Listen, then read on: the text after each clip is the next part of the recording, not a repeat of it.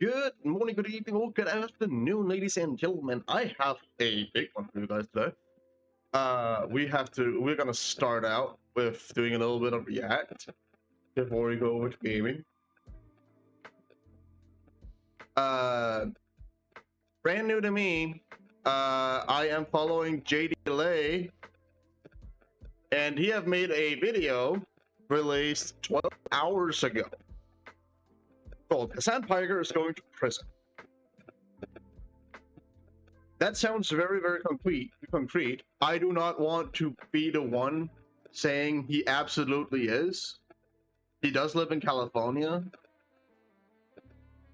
And we know what California does. They take criminals and they release them on bonds that are like $100. Hassan is a millionaire. It's not going to be that big of a deal. So, let's see what we get into, right? Let's just, let's get a little bit, a few more people in here, shall we? Let's see. Do I have that? Yes, I do. There you go. Let's here. So I can capture all of my mess in my background. Thank you.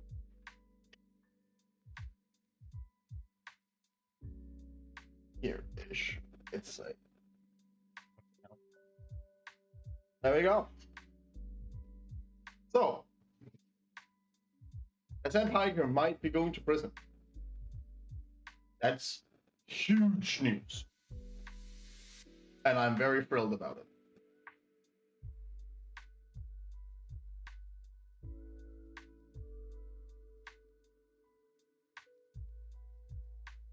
However, we are not completely sure about that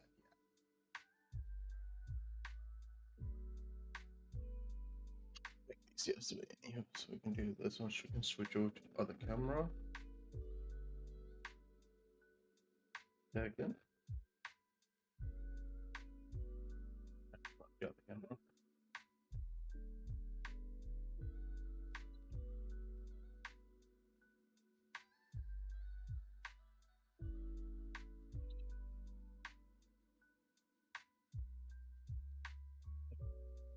Thank you. All right. I found Piker. One of the biggest pieces of shit on the entire planet.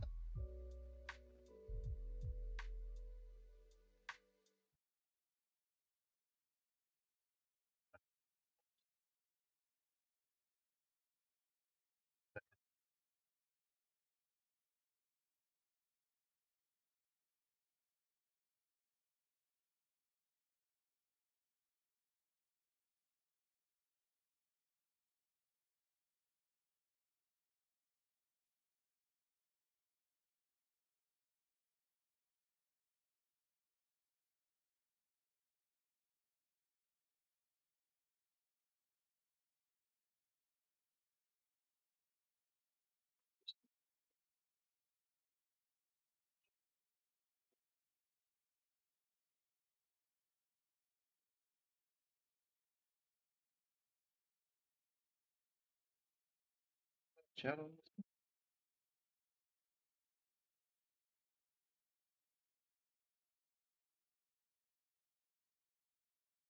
Apparently, I do not. Give me a sec. Change that. Let's add in chat here.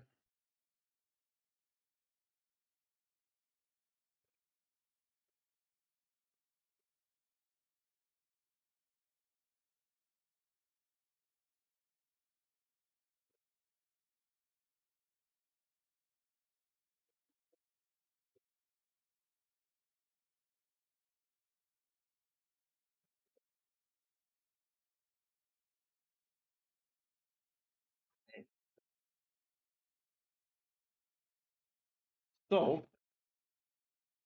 I have no idea if that's true viewership or not. Hold on.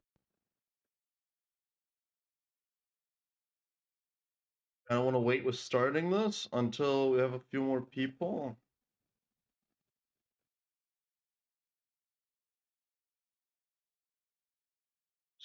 picked. Okay. He's watching on Twitch. Also, that's okay. No one's watching on YouTube either.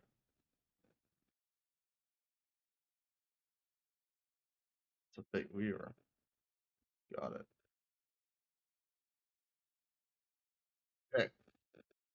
So, worst case scenario, this can go up on my YouTube channel. So, future me we take it from here. Sam Piker is going to prison. Let's see how that goes for him. Let's see what JD has to say. And how much I agree. The extreme left wing in this country have turned into violent terrorists, and they want you dead. Kill them. Kill those and murder those in the street. Let the streets soak in the red capitalist bloods, dude. Left-wingers, liberals, you need to be showing your opponent's guts on there. You need to be shanking these and letting their intestines just ride on stage. Slice them up. Slice them, dice them. I have been banned from social media platforms for so much less than this. He is. Tectone got banned for 2 weeks calling Frogan fat. 2 weeks. Hassan Piker has been banned once for 1 day on his day off. I don't know the reason for it, but it's really not a good one. Just let's keep that in mind. Is literally calling for the death and the blood of conservatives in the streets. This is literally the biggest streamer on Twitch. He is highly acclaimed. He has over 2.5 million people who are subscribed to him and listen to him religiously as if he is some sort of fucked off guru. I mean, we're literally talking about a dude who actively supports terrorists and is grooming sleeper cells of our youth to support terrorists. Listen to this. Hezbollah is a paramilitary organization that is also a part of the Lebanese parliament. Do we like them or no? I think as a resistance group, they're pretty successful against Israel. Overall, what my favorite flag? Yeah, Hezbollah. Look it up. Oh. I'm not even kidding. It's actually a dope flag. Any kind of Zionist tendency should be treated in the same way as being a rabid neo-Nazi. And you shouldn't even let someone be the local dog catcher if they've ever exhibited any sort of like positive feelings about the state of Israel. I'm so serious. America deserved 9/11, dude. I'm saying. Now, do I personally believe that Hassan... He is advocating for terrorism actively. He is supporting terrorist groups. He's a part of Antifa, who President Trump has just announced as a terrorist organization as well. In case you're not aware, Antifa is anti-fascism, an anti-fascism movement or group. It is an organization because it's funded. So it's an organization. It's a funded organization. It's funded by Canada and Germany and a couple other countries. But Canada and Germany is the two big ones. That makes him directly linked to a terrorist organization. Meaning he's a terrorist. Guess who the fuck America doesn't fucking negotiate with? Terrorists. Diddy Party, Baby Oil, Hamas Piker actually believes any of the bullshit rhetoric that he's spouting? I highly doubt it. I think that he's a grifter. Does it matter? No, it's not important, because what he is doing is he is indoctrinating people towards extremist, violent behaviors against our country while making millions of dollars doing so and talking about how bad capitalism and how socialism good. He praises terrorists, but he's talking about how we need to murder people who go to church. Whoa. JD, breathe, buddy, breathe. Who want to start families, who actually are active in their communities. This dude is a weapons grade retard and he needs to be stopped. I mean, this cum gargling fuck muppet is literally influencing millions of American youth towards this type of disgusting behavior. And then we wonder It's why true. people are He does. getting more violent. And nobody has done anything to put this dude off of the platform that he is on. In fact, he gets celebrated and brought onto the mainstream media. He was just interviewed by ABC about the Charlie Kirk assassination. Why would they interview this dude?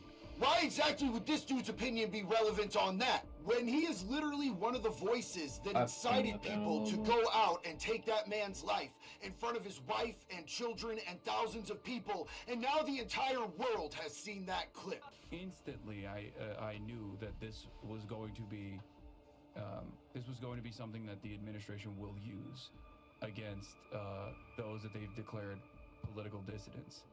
And unfortunately, my fears were realized shortly after when Donald Trump came out, only a couple hours after announcing Charlie Kirk's untimely demise, and make a statement about how they were basically going to start prosecuting and persecuting political dissidents. See, this dude can't keep Donald Trump's dick out of his fucking mouth like it was a cold sore or some shit. I want you to listen to this full, unedited clip of him trying to rile up and incite people to go out and commit political assassinations and acts of violence against their fellow American citizens in the streets of this country. And I want you to understand exactly what he's saying. I want you to listen and understand what he means when he says, when it happens. I'm sick and tired of it. Left-wingers, liberals, you need to be fucking showing your opponent's guts on there, okay? Jamil, thank you for following, buddy. You need to be shanking these motherfuckers and letting their intestines just ride on stage. Slice them up. Yep. Slice them and fucking dice them. What the fuck is this? Straight to jail. Transgender movement. You gotta go to Is that a jail. domestic terrorist threat? If you are encouraging people to commit acts of violence against the United States government or against your fellow Americans, absolutely, you're involved in a terrorist movement. I don't know enough about that particular organization, but what you increasingly see, Jesse, is you see people in the trans community and other members of the far left who are saying they are so threatened by negative rhetoric that they must take arms and Okay, let me be completely clear before we listen to the rest of the vice president's little interview here. I'm not a big fan of Vance. I'm not a big fan of Trump. Don't get me wrong. Don't get me wrong. Okay? There is points that you have that I agree with. Okay? Bro, you just got yourself a ban. Congratulations. Congratulations, you're a dumbass.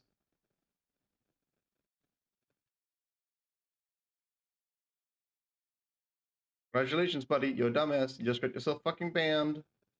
Bye. Anywho.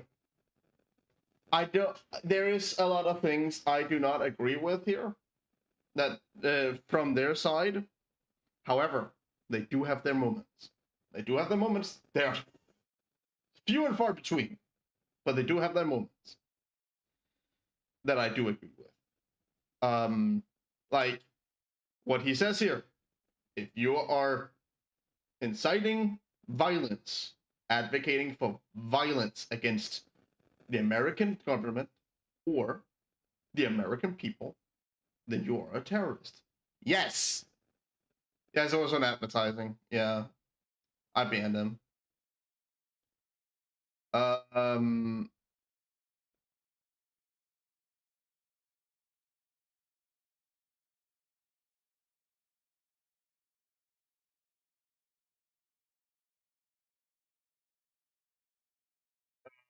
It's every time you bring up Discord, I'm just automatically gonna ban you. Don't bring up your Discord.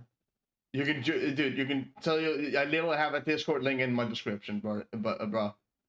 Literally have a Discord link in my description that you can join and have all your friends join. And every time I go live, it'll pop up in there. So don't send me your Discords. It's in my chat rules. Fucking read them. I don't agree with JD Vance on a lot of points. I actually do not like JD Vance very much. He does have some good points every now and again. So does Trump. But I digress. Let's continue. attack people. If your movement is telling you to commit acts of violence against people for speaking words that you don't like, number one, you're evil, and number two, you are engaged in a terrorist movement. Letting their intestines just ride on stage.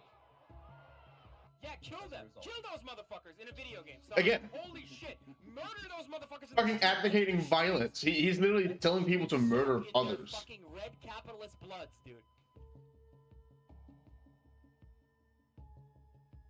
If you cared about Medicare fraud or Medicaid fraud, Yeah, exactly. He's advocating for like he's also advocating for like communism and socialism and shit. However, and he condemns fucking capitalism. He says, and using a fucking the platform of the biggest fucking capitalist in the world, fucking Jeff Bezos owns Amazon. Guess who fucking owns Twitch? Amazon, meaning Bezos owns Twitch. Fucking hell, dude. Quit the act already. You already know that you're not a fucking socialist. It's just the big word for your viewers, and that's why you're fucking using it, you dumb piece of shit. Holy fucking shit, dude. Pull this shit together. I have said shit a lot. I should get a shit counter on this one. you would kill Rick Scott. Kill Rick Scott. I'm gonna kill you with my AR-15. Like that's the type of messages they were leaving in this dude's office, and he's resigning. Like he's literally, this is his last term. You actually wrote about this, and it was a great video where you talked about, you know, someone has to do it. See, when I say that, everyone knows exactly what I mean.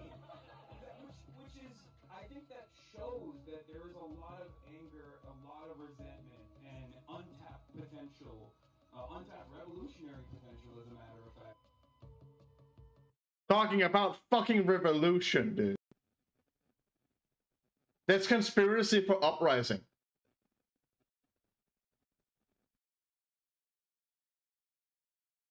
The CEO of Twitch, Dan Clancy, has stated that Hassan Piker is his favorite creator. Fucking cocksucker. Not a gamer himself, Clancy mostly watches musicians or talk shows on Twitch. He particularly enjoys leftist political commentator Hassan Piker, who has 2.5 million followers on the platform. I like the frankness and the bluntness, Clancy said. He's comfortable saying what he believes. Are you comfortable with Hassan Piker saying what he believes? No. I am not. You know why? Because he's a fucking terrorist. He's actually a terrorist now. He's a part of Antifa. He's actually a terrorist now. He is a terrorist organizer. He's not a field guy. He's an organizer. He's a terrorist. Someone has to do it. Someone has to do it. See, when I say that, everyone knows exactly what I mean. You know, it just absolutely blows my mind that he's been allowed to get this far. It's mine too, buddy. People have had to start It was mine dying too. for people to actually notice. And we need to do something about Hassan Piker. Yeah. I'm not talking about political violence here. I'm not talking about silencing him with a bullet. Because Probably we need the to wood be chipper. better than these people.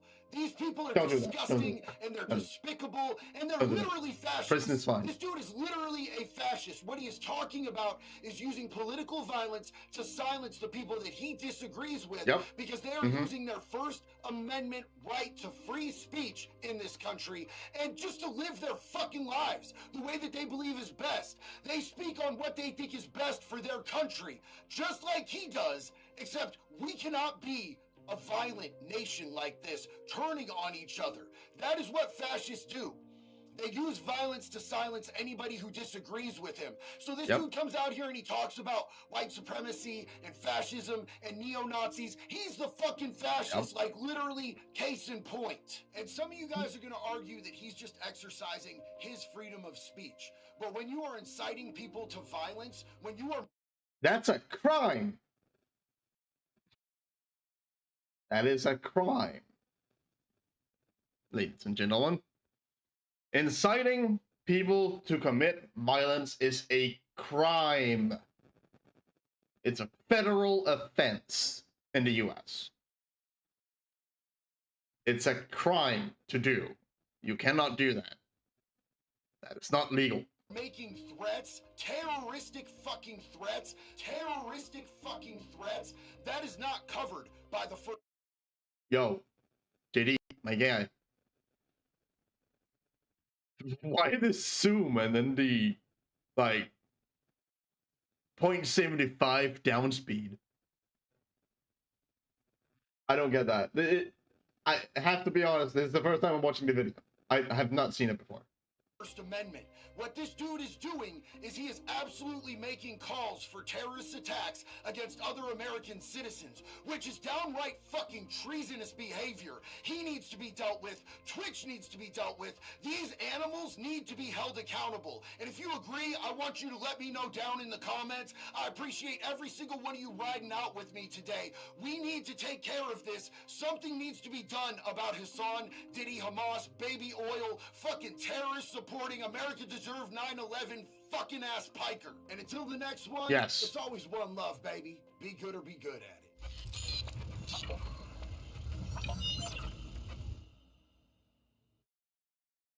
There we have it. Go show JD Delay some love. He's a great guy. He's a former convicted felon of I don't remember how many charges. However, he's a good dude. He really flipped over his life for the better. Felon. That I'm sorry about that one. And he has really done good now. He is very much on the correct side of the law, I'd say. So, yeah, I mean, I'm sharing the link with y'all.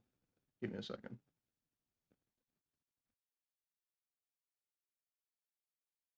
YouTube is being a bitch. YouTube side of stream. I am sorry. YouTube is being a bitch. I can't send shit.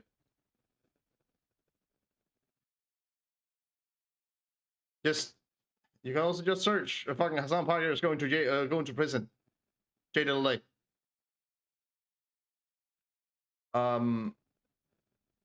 But yeah, no, he's a piece of shit. Fuck. I mean, dude. Literally.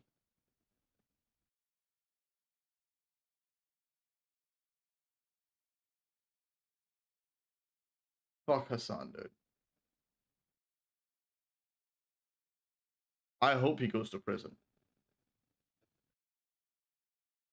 I hope he goes to prison, and I don't care what happens to him in prison. That will be up to him to figure out how he's going to conduct himself in prison.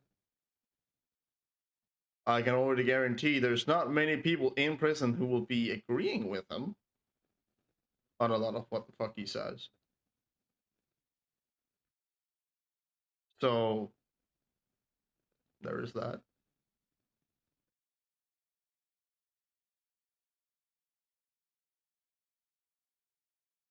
Let's see, can I?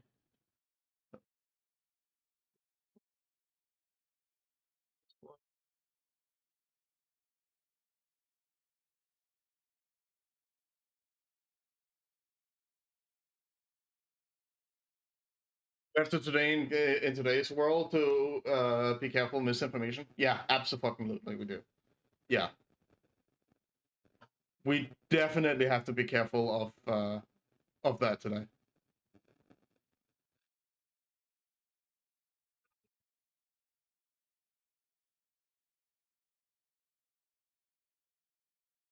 Okay, so let's see, what do we have up next? We could try and see if we can find some Star Citizen news of some sort, maybe. Jesus fucking Christ, my group today. Oh, there is actually something. Yeah, I'd be down to watch that. Let's see. Gaming. Is there any gaming news?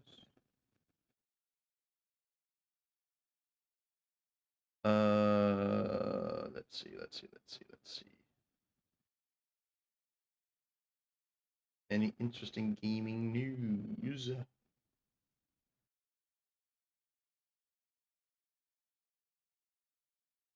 Squadron 2 update. I'll be down to watch that.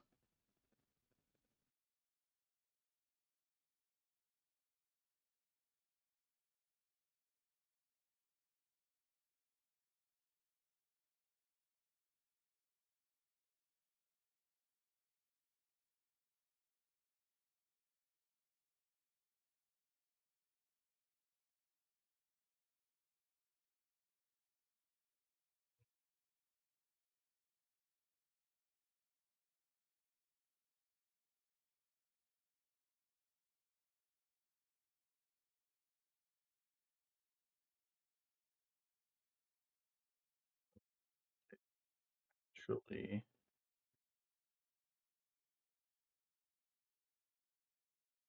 I think I might make a completely new channel that I just use for reacting to shit.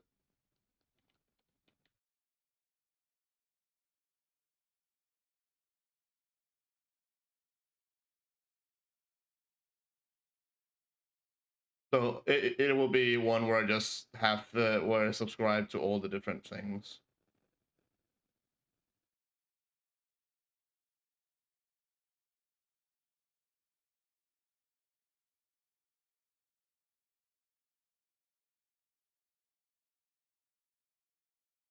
Right, let's see.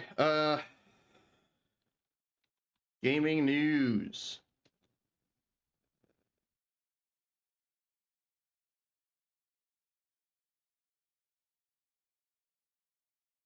What we got?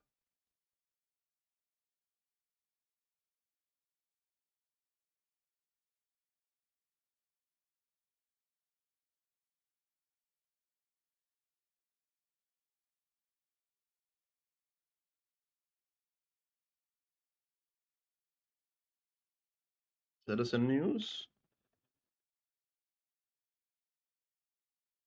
Okay, we have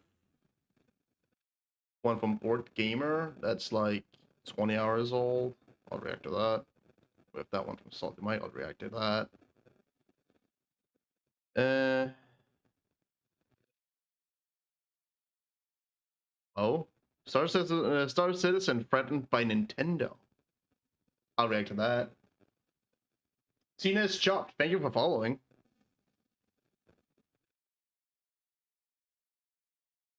Let's see. I think that's really about it.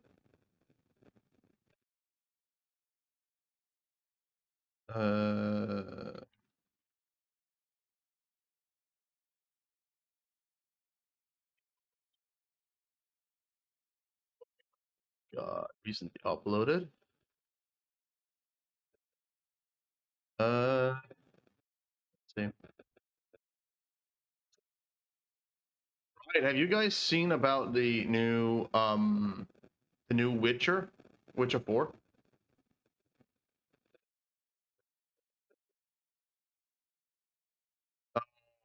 It seems like they're kind of wokeifying it, but in a good way.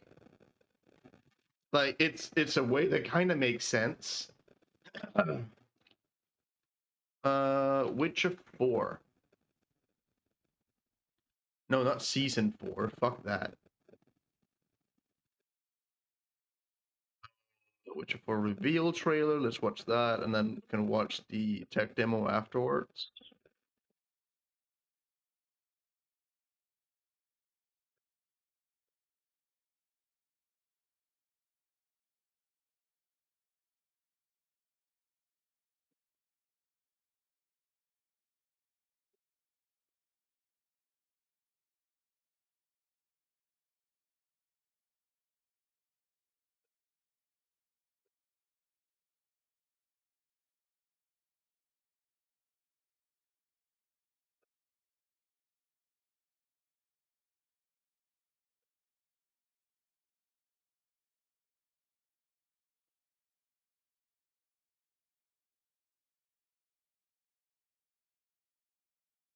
Which person?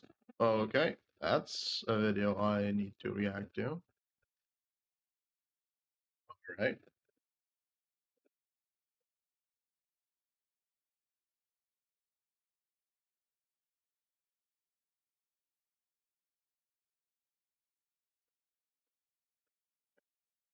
Let's.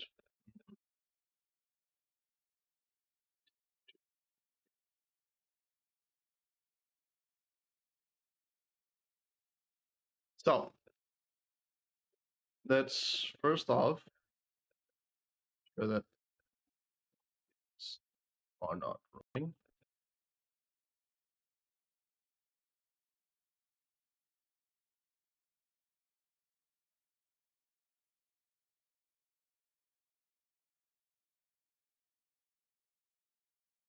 Start with this one, right? Board Gamer. 20 hours ago. Let's get into it. Hello and welcome to some more Star Citizen. Today I'm going to be answering some of the biggest and most common questions that I've received in the last month or so, including, is Squadron 42 actually going to be coming out at some point? When is the next ship sale? Can I buy X ship? Should I buy X ship? Will CIG continue to sell ships after release? What ships are CIG currently working on? What's being shown at CitizenCon? What's coming in the next major patch? What features are being worked on now? And where is engineering gameplay? Squadron 42, Episode 1. Is it still coming out in 2026? So, as far as we know, that is the plan. CIG have been relatively consistent on the messaging to that effect. However, CIG's Disco Lando said they don't know the future. They are trying to get it out for 2026. That is the plan, but they don't know for sure. And yeah, it is moderately possible that it's going to slip into 2027, right? We do know that there is no Squadron 42 presence at CitizenCon this year, but we do know that CIG's heads are down, focused on getting Squadron 42 Episode 1 out. So, about Squadron. The plan so far has been that Squadron 42 was supposed to release about a month or two before GTA 6. Which is in May. Or at least scheduled to May next year. Right? Meaning, Squadron 42 is supposed to be the beginning of next year. I doubt it. I think it's at the very earliest going to be in the summer. Like about half year mark. Maybe even Q3, right? However, 2027, I mean, it's not unlikely. It's unfortunately not unlikely. CIG has been very known on being very late on feature updates and releases of updates as well. And not being very consistent with the functionality of these updates.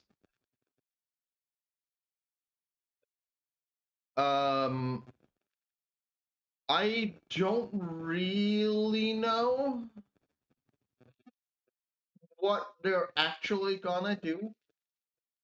I don't. So, also, they have said that next year, like 2027, is when we're supposed, or 2026, excuse me, 2026 is when we are supposed to get the full release. Yeah, no, we're not there yet at all. There is so many things that are missing for us to be able to really be able to go into 1.0. So 1.0 full release, and that is we are missing the bounty hunting aspect, with you being able to apprehend people alive. So some sort of taser system or something that can stun them, so you can so that you can restrain them, and a restraining system for that matter.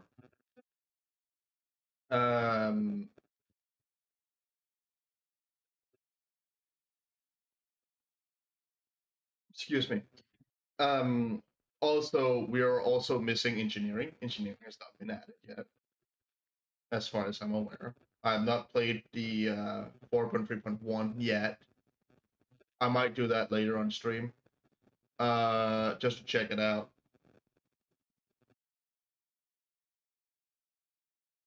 We do not have orc, so the organizations implemented into the game, so they actually have an in-game function. Because they don't right now. Right now, organizations purely on the website and has nothing to do on the website either. It is just a tag that you have on the website and nowhere else. So it does not really have any real functionality gameplay wise, or even on like ship sales or anything. Another thing is,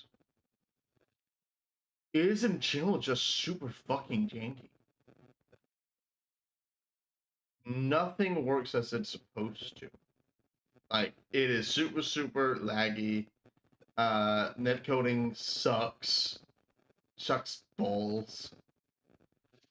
When me and Carl, we play it, Carl can be running next to me and he can be going like this back and forth, like that, in relation to where I'm running.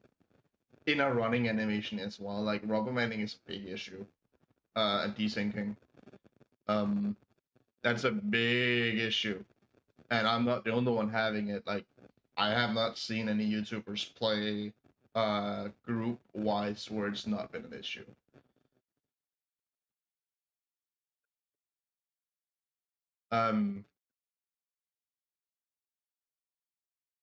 And that's the big ones. There's a lot of smaller things that I am not aware of, probably because that's areas of gameplay that I don't do.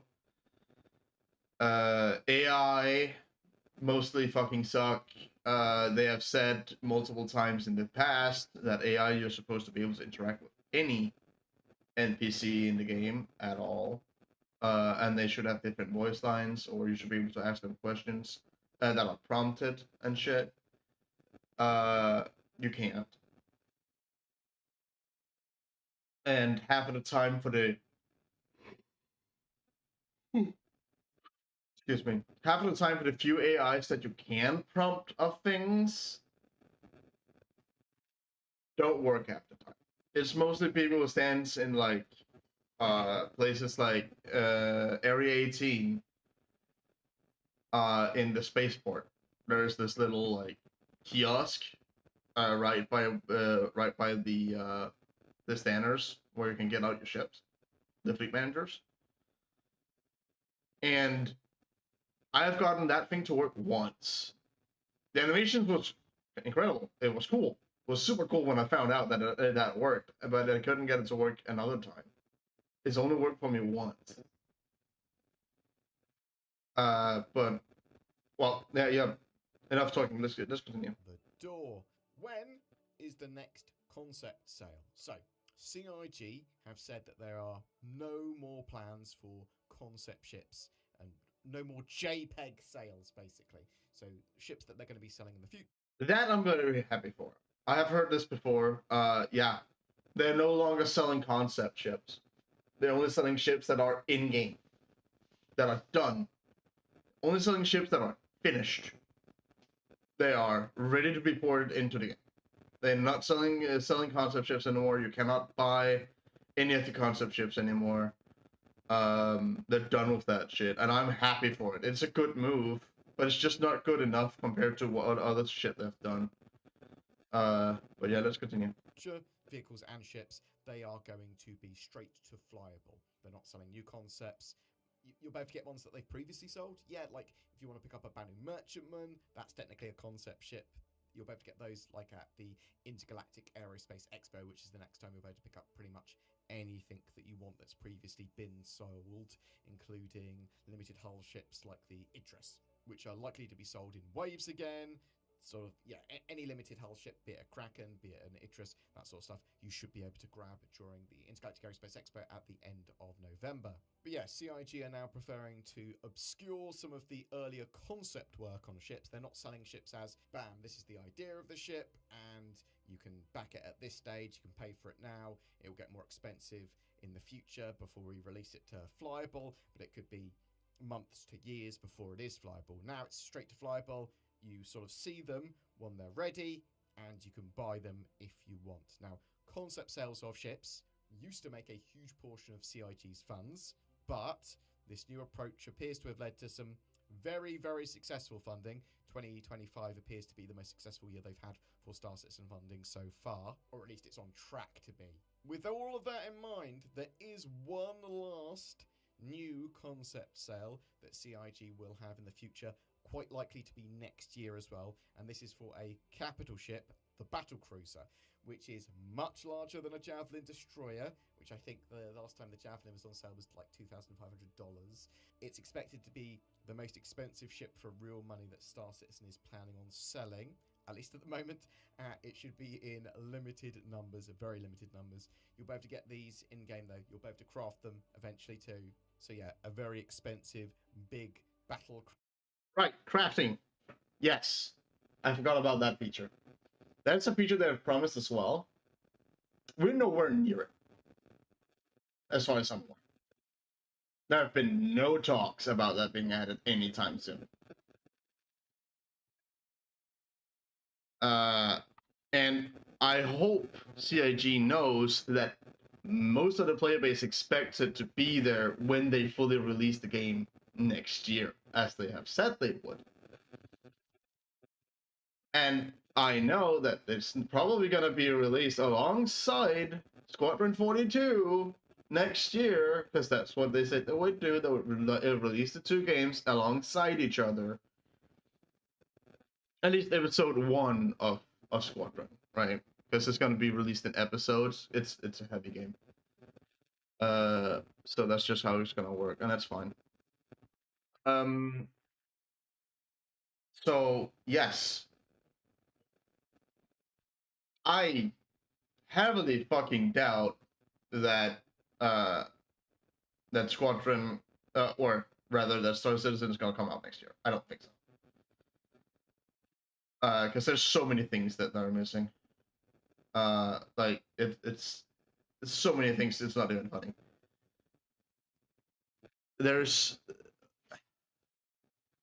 It's so dumb how many things there are missing. And that's why they should not have Chris Roberts go on stage for Citizen Cons anymore. Because he can't shut up with empty promises. He can't. That's not something he's capable of.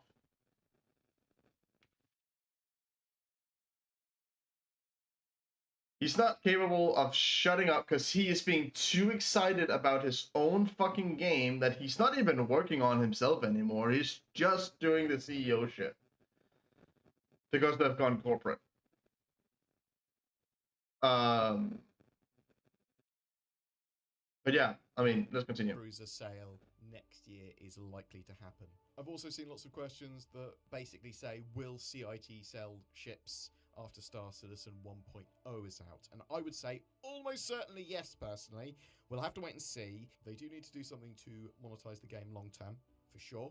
Originally, they said that we were probably going to stop selling ships and that they were going to sell in-game currency at scale. And yeah, at least not sell ships in the same way that they had been previously, which they might. Again, in-game is selling in-game currency again. I fucking hate that idea. They shouldn't. They really should not do that. They should not do that. They're probably going to do it anyway, but they shouldn't, because fucking play the game instead, guys.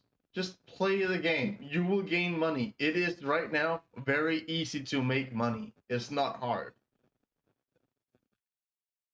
You can do cargo missions. It is the easiest fucking job on the planet. You have to fly from Riker Memorial to Bikini Point and back with as many boxes as you can fit in your ship on that thing. You can make like 250 to 300k a run,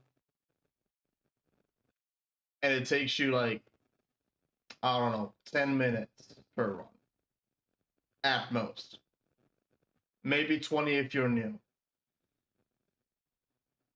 Don't buy credits. Please don't buy fucking AUAC. Do. To be honest, they could do it in a lot of different ways. Then they might go for multiple revenue sources. But at the very least, you can expect their range of starter ships and packages to be available to buy, and either something like them still selling ships or them selling in-game currency. It'll be interesting to see what CIG do and talk about, because I suspect that the community will have a big effect on what CIG decide to do, and then the long-term of Star Citizen after 1.0 is released in 10 years' time. Will they move on to a sort of volunteer subscription model or something like that? There's a lot of stuff they could do, and I'd be very interested to know what you think and expect after they release Star Citizen 1.0. Do you expect them to stop selling ships? And in a decade's time after the sort of release of 1.0 has come out, do you think, yeah, they'll have to move on and evolve their monetization model? I've also seen a load of questions that are effectively, should I buy X ship?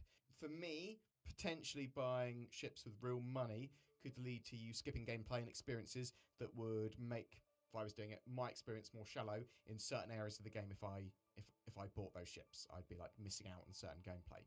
You will be able to get almost everything in-game. You don't need to spend real money beyond a starter pack. In fact, CIG have said that they want to get base versions of ships in-game shops more regularly and more reliably than before, because typically there's at least 3-month exclusivity period when a ship goes flyable before it's available in in-game stores in some way. And there's other ways you can get them from like Wicklow and stuff, but they want them to be more available in those in-game shops, and I'm very, very happy to see that. I'm hoping that we see a lot of ships that were released at Fleet Week in in-game stores, but we'll talk about that in a minute. And I do want to say as well that I do actually have a moderately large fleet that I bought with real money, including things like a Javelin, so it's a little hypocritical of me to say, oh, I think you'll be skipping out on gameplay if you buy your way into the ship that you want. I'm going to be buying an Apollo and things like that as well. There's a level of cognitive dissonance and me purchasing ships. Anyway, talking about spaceships, there's lots and lots of questions. I mean, if you have the money and it will not fucking cripple your economy to do you, just don't buy the in-game currency. Don't buy in-game currency. Don't buy all of this, like, small little pieces of equipment and shit.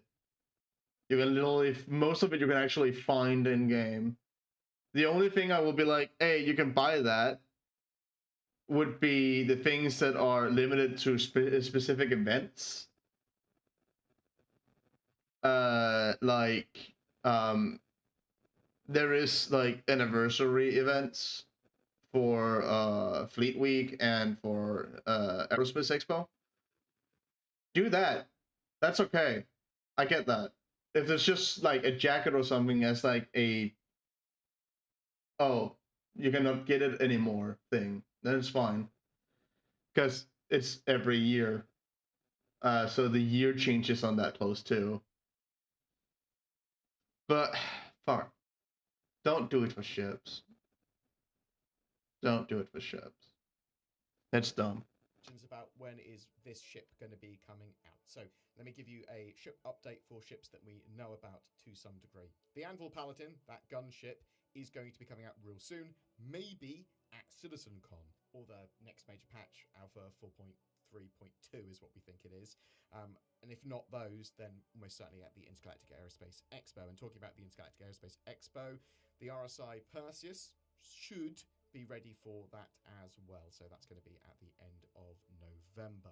Currently in pre-production as well, we've got the Misk Hull B and the Drake Kraken. Very excited for the Kraken, starting to get work done on it. We've got the Drake Ironclad and Ironclad Assault. So these have been going through their white box reviews.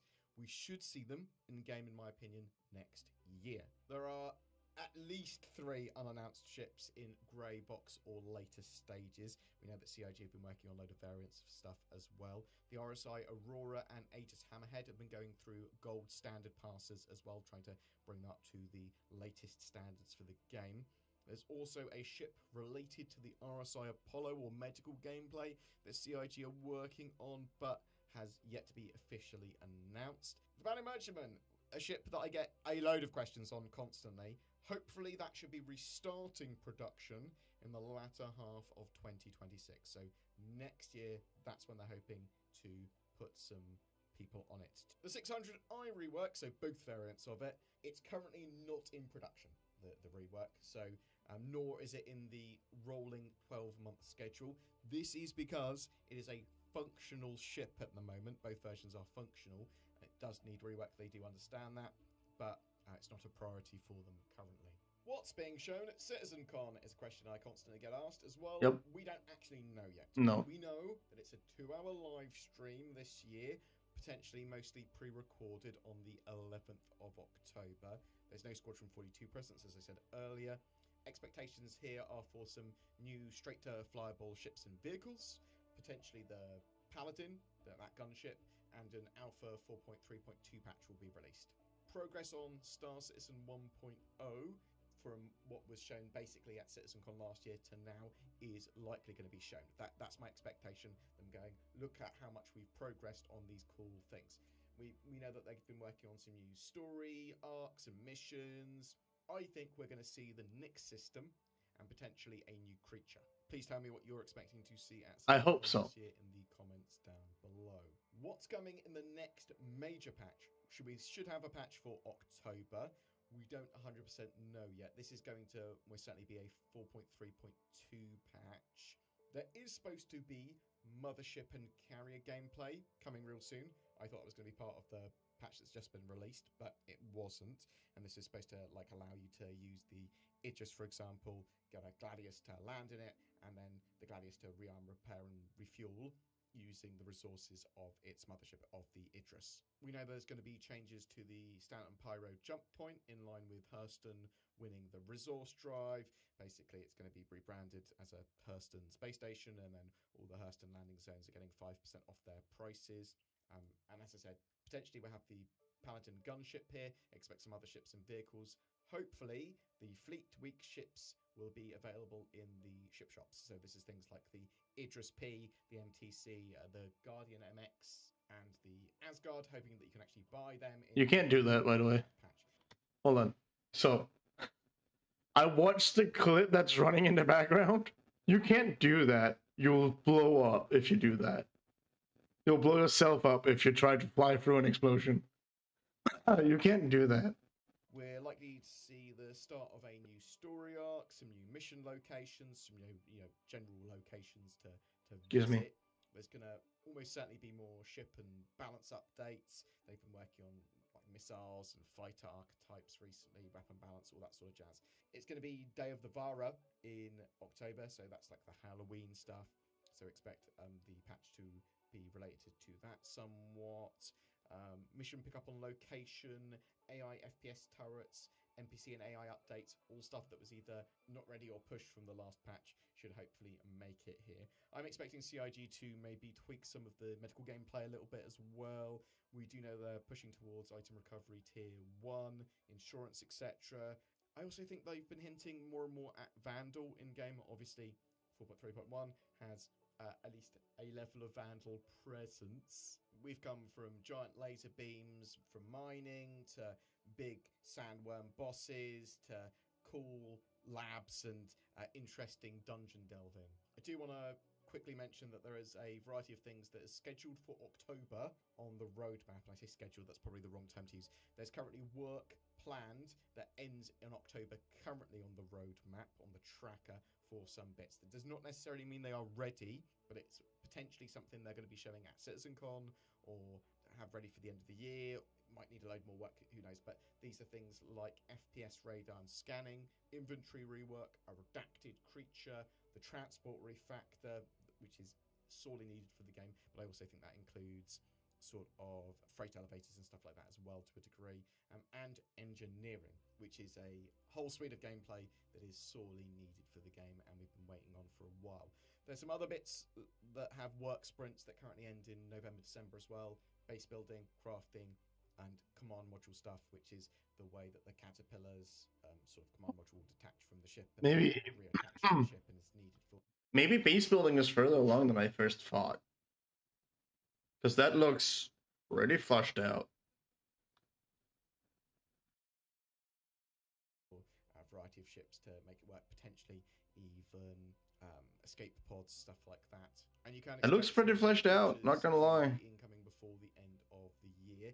Engineering is supposed to be on the tech preview at some point soon, once Vulkan integration is done. So Vulkan integration is planned to be fully implemented, or at least it was implied, fully implemented by the end of this year.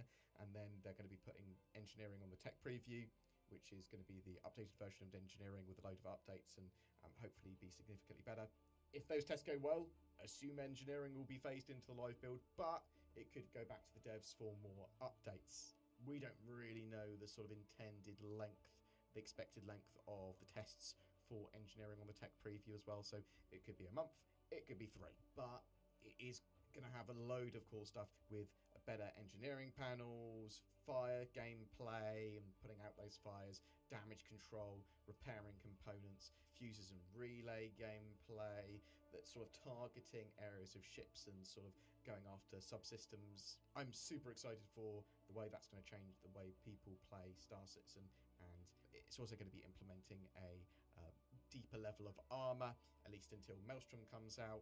2 of the really big things that I'm waiting on are Maelstrom and dynamic server meshing, which CIG are working on, and I hope they'll talk a little bit more about at CitizenCon as well. Boom!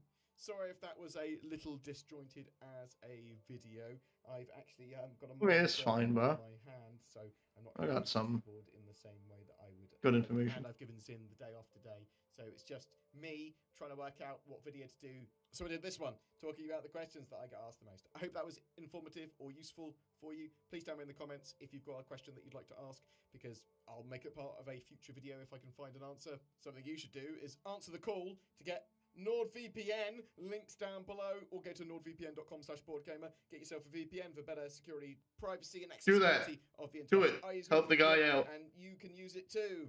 Be like me. Maybe don't be like me, but get.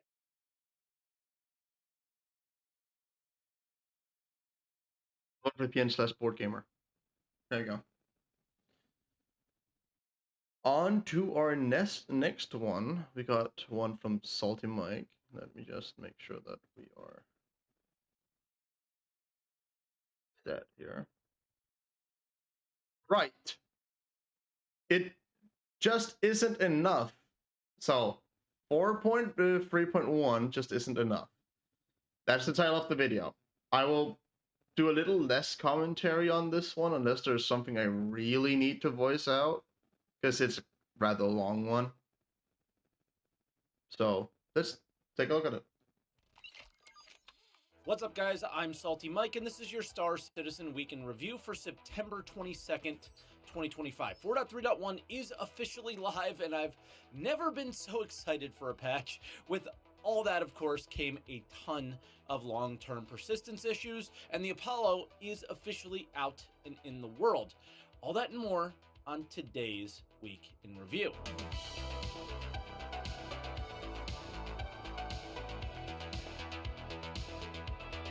And as always, if this is your first week in review, this is where I take all of the official Star Citizen news each week, put it into one video, and share some of my opinions about it. I also live stream on Twitch, twitch.tv/saltymike. Stop by and say hi if you haven't yet. Go check him out. I really enjoy seeing you guys Not over now. here. I don't think it's left out now. Quite a bit to get through this week, but before we He's do, American. let me share with you today's sponsor.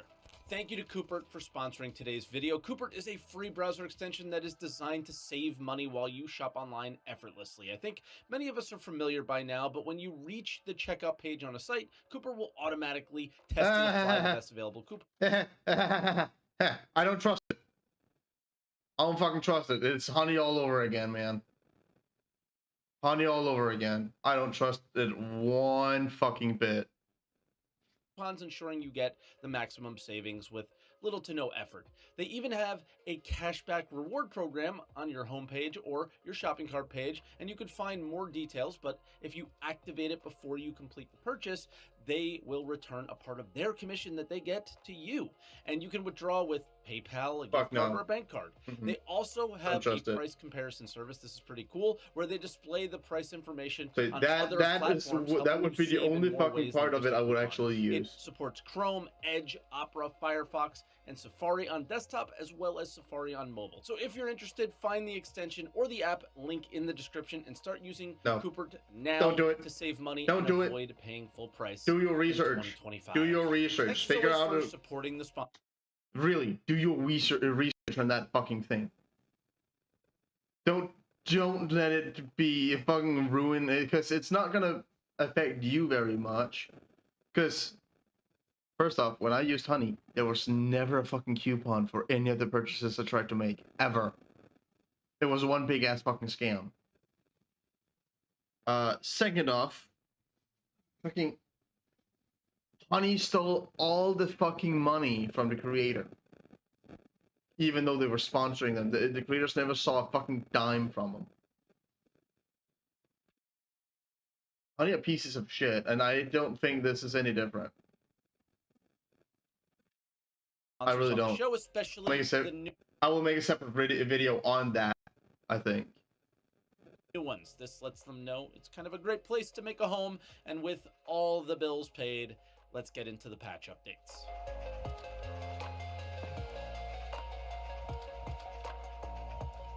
And boy, they wanted this one out. We start out on Monday. We had a 4.3.1 release candidate 1 on the PTU. Nothing crazy here, just a bunch of bug fixes. They always claim that they fix over 100, but the game always feels just as buggy every patch, if not more, right? But just different bugs, probably. Main fixes here are the med gel is no longer causing interaction issues when you place it into the slot and add it to the bed, which is great.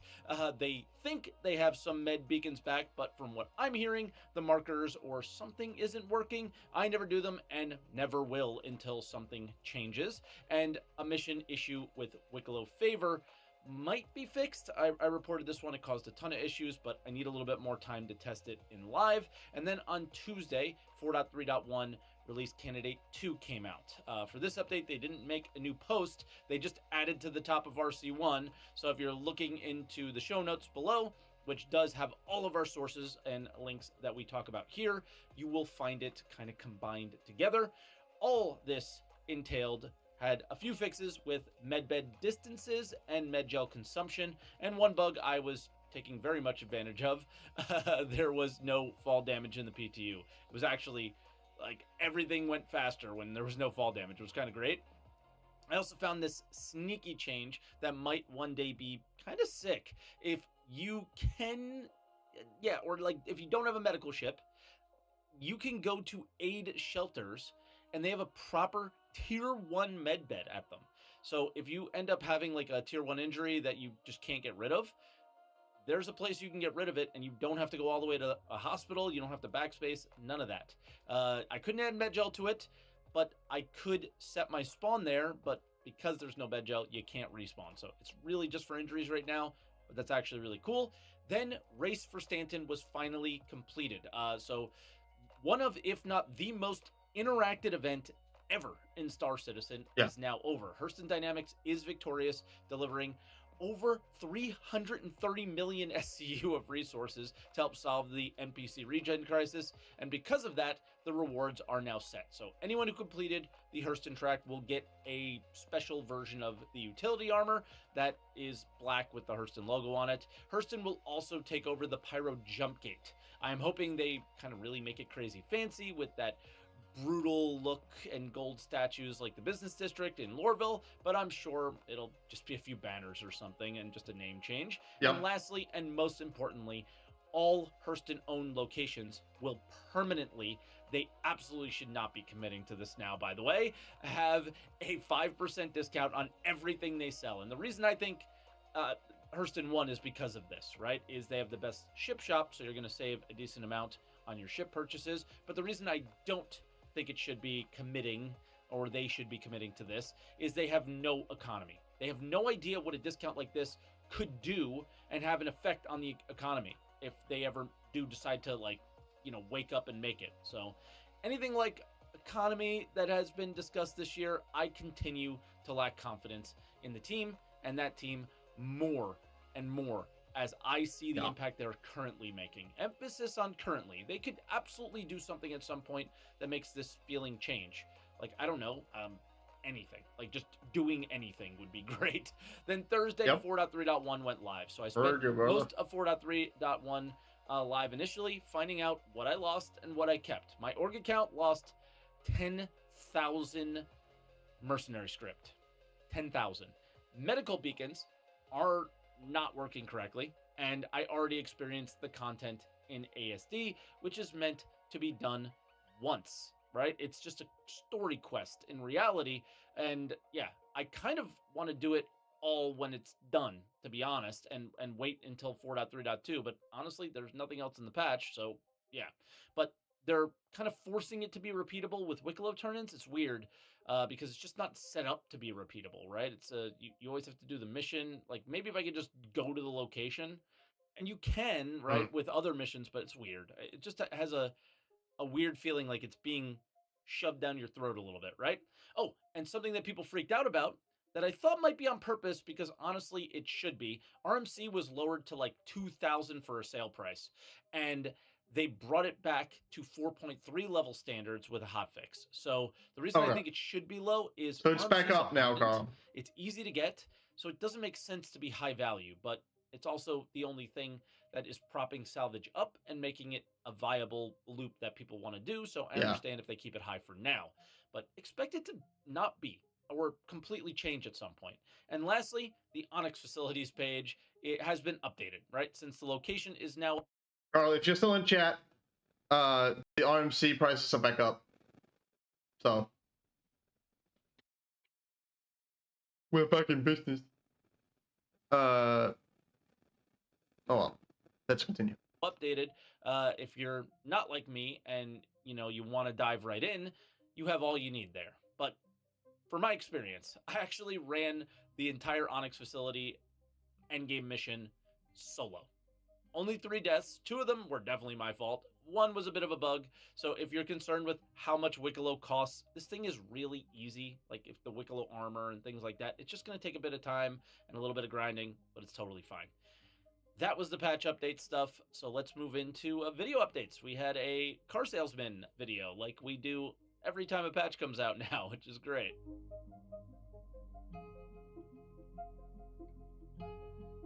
All right, and as I stated before, we had a behind the ships. This one was for the Apollo, and it's a pretty standard ship sale episode, but that's because the ship is pretty standard, right? So there's no real surprises here.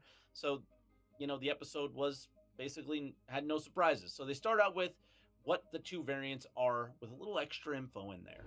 Within the Apollo family, there are 2 variants.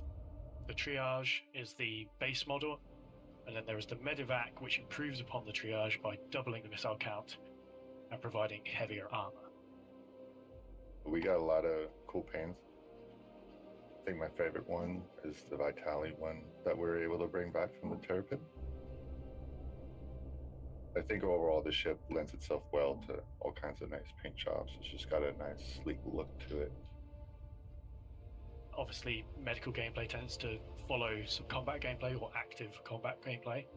And as such, we've improved the offensive and defensive capabilities of the Apollo compared to its original concept standing. Pilot now has a pair of size 4 weapons to control, and their turret now has size 3 weapons on it as well for either the co-pilot to use if there is one, or the pilot has slave control over them by default. I don't think it's a good strategy to bring medical ships into combat zones, so I'm sure the extra armor won't play that much of a role. I'm thinking them kind of more like drop and pick up ships where you're out of the area and then you drop people off once it's safe to go in, because if you bring this ship into combat, you're just dead. It's just that's what's happening. You're just gonna die. So also, I guess some of the paints look cool. I like the black and gold one. Let me know which one you guys liked. Next was the interior, and since I don't own the ship to do my own walkthrough, I'm gonna let them do it for you. When you enter the ship at the rear, you enter into this very fancy airlock ramp area that is wide enough for you to be able to push gurneys up and through and out again. You enter into what we call the triage area, you're gonna have a central hallway that has a really nice skylight view to the exterior, and on each side you're gonna have windowed walls which are giving you direct view to the med bays. So this is a And immediate skylight. place for That's kinda once you're cool. on board the ship to decide which of the two Looks modular clean, medical too. rooms you are going to put the But it is patient like, into, or put your. it looks super clean. It is also like a flying hospital, so I kind of get why it looks clean.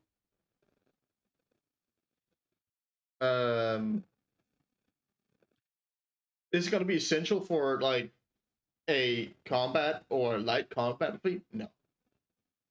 As Mike said, you want to keep that outside of danger because they're not going to survive long. It's something where you're like, hey, you can come in now. It's safe. We're done. Come in, save our guys. Because engagements doesn't last that long against players. It's over within a couple of minutes, and your countdown time until you're being forced to respawn is like an hour. So, plenty of time to help people up. Self into. When you're in the medical bay, you're supposed to sort of have this feeling of sterile, bright colors, which we've also contrasted with the rest of the ship. If it is not a medical emergency, you have 2 engineering cargo rooms immediately to your left and right for storing supplies and accessing components. If you keep going in the center, you're going to go through a small engineering room. And then you move forwards into the final room of the ship, which is the bridge and the habitation, as well as the central crew elevator that provides a second entrance into the ship. The beds are in the bridge because we wanted to leave as much space in the rest of the ship for mostly like the patients. The bridge is by far my favorite. I love the Connie, always have, but this is the rework that I want to see from it at some point. Yeah. You guys should get your backlog chips first, and I should too. And then continuing on with the theme of Weekend Review in general is where we let them do the talking, and then I share my opinion. They explain the modular bed system and the differences between them here. We've mentioned the Apollo is a modular medical ship, and included with every Apollo is 6 medical modules. And whilst there is 6, they are essentially left and right variants of the 3 medical tiers of beds that we have. You have aptly 3 tier 3 beds capable of fixing tier 3 injuries. Tier 3 beds, regeneration-wise, are designed for mission-specific regeneration ranges, such as Align and Mine, Jump Town, or other POIs like that. Tier 2 beds expand that range to encompass a distance that covers pretty much the majority of our planets in the universe. Tier 2 helps you recover from more serious injuries, and there is a pair on board in the Tier 2 medical module. And then we have the Tier 1 medical bed capable of healing and restoring the most serious injuries in the game. And this is the primary ship in the universe at this point that has the regeneration range to encompass the whole star system that you're in.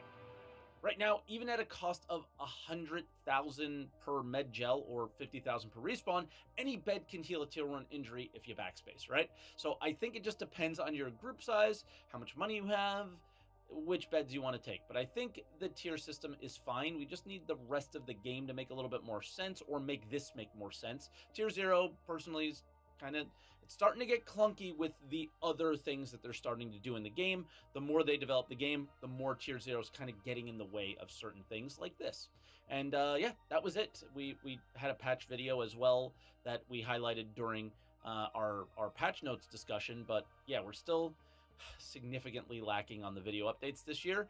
But CitizenCon's coming soon, so hopefully we are filled with stuff to talk about, at least until... what, maybe January, February next year, but we'll see. And yeah, with that, let's move on to other updates.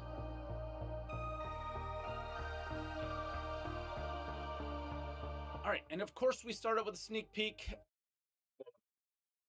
Now it makes me unsure where to spawn in the verse due to salvage prices making a comeback. Well, if you haven't made your character yet, do some research, I'd say, and then figure it out. To me, it doesn't fucking matter. I'm probably still gonna do microtech. I'll just fly the distance. It's fine.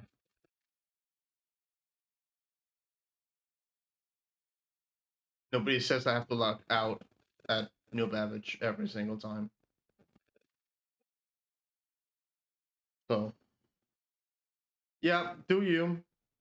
Go where the fuck you want to go.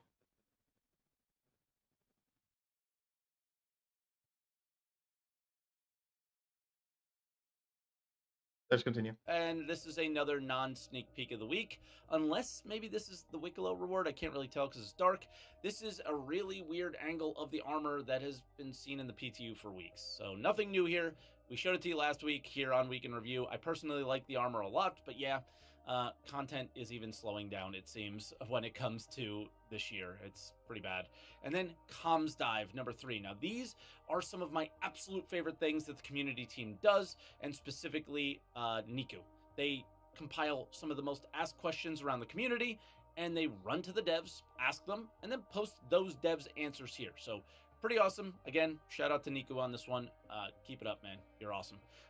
Voice over IP is the first thing. This was my favorite one because it legit just doesn't answer the question. The question is legitimately asking, will I ever be able to tell if someone is above or below me? And yeah, just like audio fixes. Wait, hold on. So, will VoIP systems support environmental audio effects and vertical separation to improve realism? Yes, the VoIP system will integrate the audio propagation system, ensuring the environmental factors such as rooms, portals, and vertical separation are accurately reflected to improve realism. Hearing voices and sounds around you will feel more realistic depending on the environment, including the person is if the person is on the other side of the door. That's good. Well, it still makes the hydroform best place to sell, but maybe I'll do micro and use a cargo ship to sell, so I gather and do huge cell types with a fighter escort. You could do that. You could also just fly in and sell it. I heard that they hope the VoIP replace the need for Discord. Don't count on it. People will still be using Discord instead, just because Discord is such a... So unless they're going super in on it being like a roleplay, which, let's be honest, roleplay is never gonna come to Star Citizen unless they make like server categories where you can choose a roleplay server specifically, and then it throws you into a server where everyone is choosing it because it's roleplay. But again, there's not going to be any rules for that unless they are making certain, like, and that's just going to make it so much more problematic probably to do. So yeah, don't think they will replace Discord completely. In general, like that was the question, and then they just start talking about VoIP and people talking and muffling them if they're in different rooms and different materials, and how the audio bounces off of it. Like, this is the most Star Citizen question ever, or answer ever, when the question was very simple. If somebody's walking above me, am I going to be able to tell that they're above me? That's what they wanted to know, and we didn't find that answer out. Operational cost is the next one. This was a much better answer, and the long and short of it is, small ships should be really cheap to operate, as ships are essential to the game, so you can't just have people going broke and then being shipless, right? But the big stuff, that's going to cost you at some point. When that point is, this post doesn't give any insight into that. So running an Idris should be extremely costly for people, and I think what that's telling you guys is the claim system is not going to be your go-to anymore at some point. Once again, PDC issues. Anybody who's used anything with PDCs knows that if you're playing with a group, your group mates get shot at, right? So CIG appears to have a fix in the works, I should say, and wants to release it at some point. But again, no clue when from this post. Ship modularity, I'm not even sure why this is here because we already have it, but they kind of took the time out to re-mention the command module work, which is the new version of modularity, which is in the works right now. Inventory, is the next one. Another kind of reiteration about the new inventory UI that they showed the same image, and they're just repeating that image without showing anything new on it, which I do find interesting, because if they're working so hard on it and they're doing so much work, you would think that we wouldn't maybe see more than just the same image they've been showing us, but who knows? Hanger upgrades. The next one is about the ability to customize our hangars, and this is information that they already put out there, again, a long time ago. So, like, yes, we're going to be able to mix and match rooms in our hangars. So, yeah, we got some information on SEL at some point a few months back. Gonna be able I think his name was Rick. We're gonna be able to have like dedicated rooms in our hangars. That's gonna be cool as fuck. I like that. That sounds cool. And I want it. Yeah, he told us that this is what they want us to do, but then we also have bases and base building. So the whole hangars and bases, like, they're kind of redundant over each other. So I don't really know how these are all going to work within each other. And then ship lights. They were the next topic. And yeah, for the sake of speed, they said a lot of words to let us know they're going to improve. Ship armor, information on the current status was asked, and we got some decent information on the release of engineering here. It will launch with... I checked for an Idris Legatus level costing around 2,000 euros, including buying the add-on for the torpedo part. Yeah, as I said, I'm not gonna buy the Idris for real money. That's not happening. Or you need to recruit 10,242 people for Star Citizen. Again, dude, no. I just wait till you can buy it in game, because it's gonna happen. I just don't know when. You're gonna be able to get it in game somehow through a mission with Wiggolo or similar, or just straight up buy it in the store. I mean, I don't know which one it's gonna be, but you're gonna be able to do it.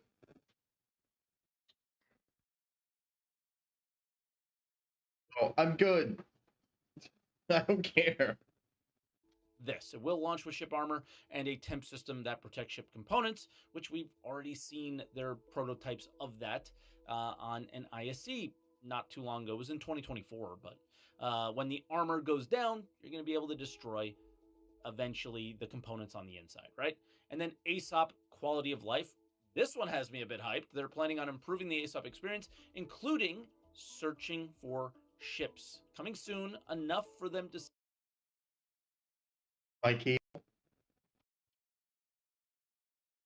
do you mean? Cable for what?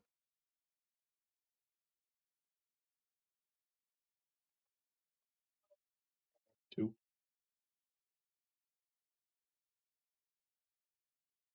I have two. Just take one. I have two of them anywho.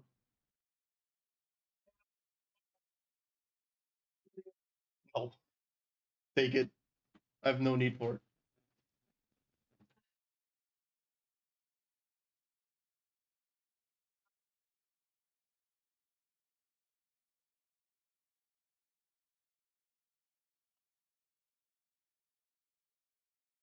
Cable. Cable. You plug in here and in here.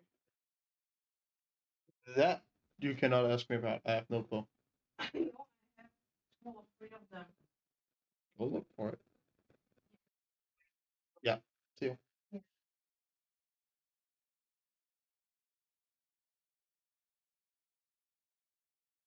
All right. Where's the wife? Say it's coming soon, so whatever that means, but it is exciting. And then in-game chat, lastly, I was asked about, but it's the information that basically remains from CitizenCon last year. They want to improve on the experience as well as moderation options as soon as possible. But as far as I can tell, none of this work has actually begun, or any meaningful work at least, because they didn't say anything in a monthly report. So yeah, moving on then. RSI Apollo sale is upon us. Not much more to say after the behind the ship section, but it's a mobile medbed platform. So let's talk more about what the sale includes then. You get a number of paints, none of which I'm really a huge fan of. Like one of them, maybe the black and gold one. But yeah, if there's one you love, shout it out in the comments. Again, remember there are 2 versions of the ship: the Triage, which is cheaper, less armored, and protected. The protected version coming in at 250 and 260, but the medevac is the extra protected one, 275 or 290 if you use store credit. Both Warbond packages come with the medical looking Morozov, so you get a little bonus there. The RSI Apollo question and answer thread is pretty dull, not much to pull out there, but the first question is about the modules, in case you weren't aware, which you must be because we've been talking about them over and over again, is you can mix and match now, which is great. Then they discussed the differences between the beds and why you may want a T1, and they said more beds, less people, all this stuff. We've been reiterating this over and over and over again. Again, you could just backspace into a T1 if you have it, or a T3 if you have a T1 injury. It's 50K. People have tons of money. They're going to do it. The last one was about size, since it grew so much bigger, and they explained why, and kind of the handling now will be worse because of it, but they gave more shields to compensate for that. So that's probably the one thing that I learned about it through this post. And then moving on to dev posts, we got quite a few good ones here. We found out why FPS AI turrets are gone. So we have to go to Reddit for some reason for this. I still don't get this, when this should have been in the monthly report or the roadmap roundup, right? But Zach did a nice write-up as to why it was so complicated. I will continue to say this each time we're on these subjects. We need these so badly, these FPS AI turrets, I think, to remove hard armistice zones, right? We know they're just kind of going to be at the ASD locations most likely and make the PvE experience more threatening, or a puzzle involving them or something. But in the long term, I want to see more. Yep. ASD drive turn-ins, as you may have seen with the ASD missions, and a matter of fact, anything involving freight elevators, you know it's not been fun this year, and some ASD missions force us. No, it has not. Fucking hell, I was so annoyed for like a month because I couldn't do the fucking event. It was so annoying. Oh man, I voiced that out on stream as well, like how annoyed I was by it. To complete them on a freight elevator. It's not great. So Elliot, again, on Reddit for some reason, said that they were meant to use the kiosks, and they actually worked in a PTU for me at some point, but I guess they didn't work for everybody, so they removed this and said, hey, well, the freight elevators kind of work, so we'll do it that way. And then LTP issues increasing. This one is wild. Guy went on Spectrum and posted that he lost everything. When I say everything, his inventory had nothing in it. No sub gear, no sub flare, nothing. It was gone. And I can't find the reply, but apparently they got this fixed for the OP very quickly. This happened to other people as well. I mentioned we lost tons of script. Everybody's pristine metals are gone. Anybody was saving pristine metals, those are gone. So yeah. The cracks in the LTP system continue to show, and it should be one of the most solid things at this stage in development, and it just isn't, and it's really frustrating. So with that, that was Week in Review, guys. I hope you guys enjoyed it. Obviously, the release of a patch that, I said I was so excited for, I was obviously being sarcastic. It just doesn't have a ton in it. Let me know how you're feeling about the patch. Are you excited? Is an issue that you had before now fixed? Are you, I hear the exchange hangar still isn't working. I love contested zones. I wanted to do more of that. And yeah, there's just, it just continuously fixing the new content that they're putting in and not fixing the game. And that is the part of this year that is just driving me insane. So let me know what your feelings are. Let me know what your thoughts are. Hit the like button if you guys enjoyed the video. Subscribe if you are enjoying Weeks in Review and want to see more. And comment down below on anything we talked about and anything that we may have missed. Check out Cooper if you guys haven't yet. And again, all the links are in the description for anything that we discuss here. So thank you so much for watching, and I will catch you guys next week. All right. So go check Salty Mike out. I don't think I need to link him because fucking dude, he's huge. He's way bigger than me. Go check him out though. He's a good dude. I am very curious on to what the fuck this is about.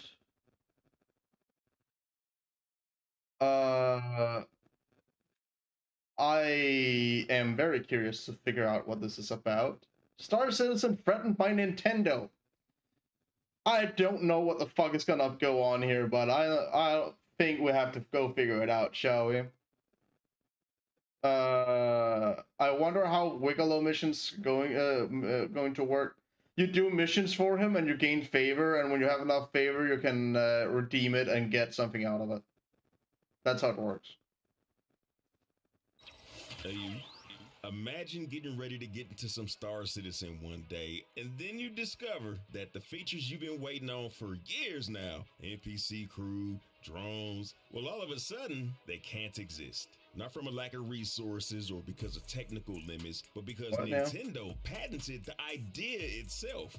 That's the scary overreach we're starting to see with these new Nintendo patents. And yes, it could touch Star Citizen.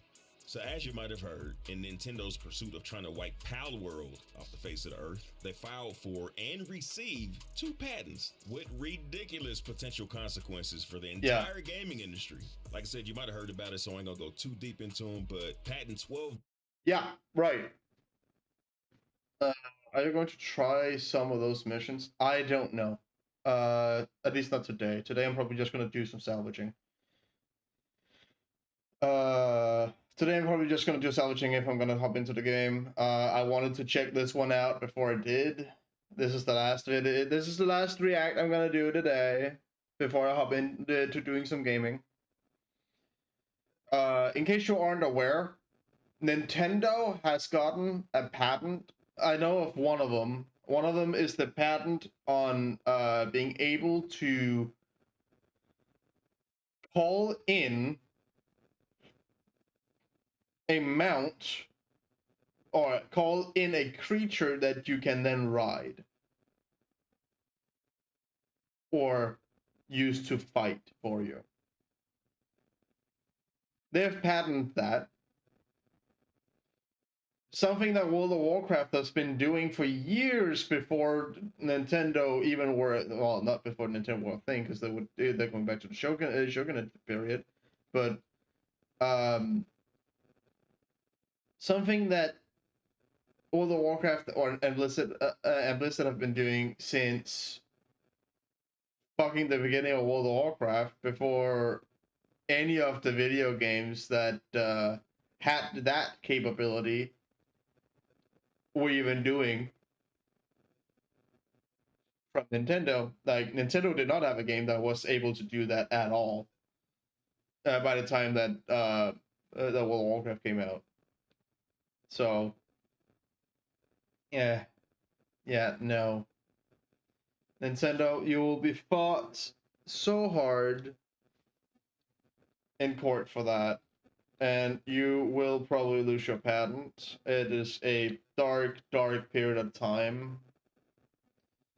I just hope Nintendo will only use it against the Pal World thing, because they are really pissed off about Pal World.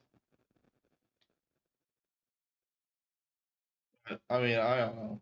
1,403,397 summoning and battling, things that half of all games do. What this covers is the flow of calling in a sub character, which could be anything: NPC, a pet, a drone. You know, we want some drones in this game like yesterday. So a sub character that auto travels, switches into battle mode when enemies appear, and well, the fucking summoning a companion that can fight for you, dude. You can't patent it. Why have you been allowed to patent that? Why did they get allowed to patent that? It's like 90% of all games. That means you cannot play. That means Arma is now also not allowed to have AI. Because you can't do that anymore. Now you can't do that anymore because you're not allowed to be able to have control over AI units. Oh, also, fucking every fucking real-time strategy game now gone out the window. Every strategy game, military strategy game, is now gone out the window. They cannot exist anymore. The old classics from Command and Conquer cannot exist anymore. Broken Arrow cannot exist anymore. They're not allowed to have that because that's exactly what's going on. You're calling in the units to fight for you. Can't do that anymore. You can't play Hoi cannot, Hearts of Iron cannot be a thing anymore, dude. This it has effect over too many games for that to actually be a thing that you should be able to do. Reverse to auto when they're gone. So right now, Star Citizen doesn't have anything that could be conveyed as a summonable character unless you catch your org mate that's on the game 24 hours. You can just hit him up when you have a problem. But several months back, I did a video on NPC crew, which is something that could be potentially affected by this patent. So the idea is that you can have NPCs on your ship that you're commanding. They can be in their own ships. You can order them around. They can travel with you, providing escort I want that services. feature in Star Citizen, by the way. Escort services. I really do. But basically, they can run with you as you go. Then if NPC enemies appear, there's a good chance that they're going to automatically start attacking them. And then once the enemies are wiped out, then they'll revert back to auto. That's covered in the patent. So all these years go by, we waiting on NPC crew, finally get to a place where they could be around the corner. Well, who wants to get into a big lawsuit with a company like Nintendo that got billions in the bank? One way CIG could get around that is to make Mochiyoshu, thank you for following, dude.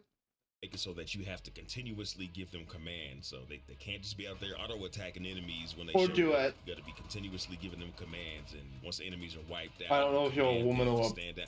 It's just, it makes it way too complicated. It's unreasonable. And part of the deal with the patent office is that they're supposed to challenge patents that could potentially stifle progress of things as we go into the future. Clearly, granting this was a violation of that. Now imagine content creators of every single game out there is talking about this same thing, how it could affect their game, because it can affect just about anything out there. And it's not as if Nintendo invented these things. These things predate anything Nintendo has done by years and years. So many RPGs before Nintendo, so many things that existed before these patents, it just bleeds into everything. So Star Citizen doesn't currently use these summonable sub-characters, but they're supposed to be coming. They're in the pipe.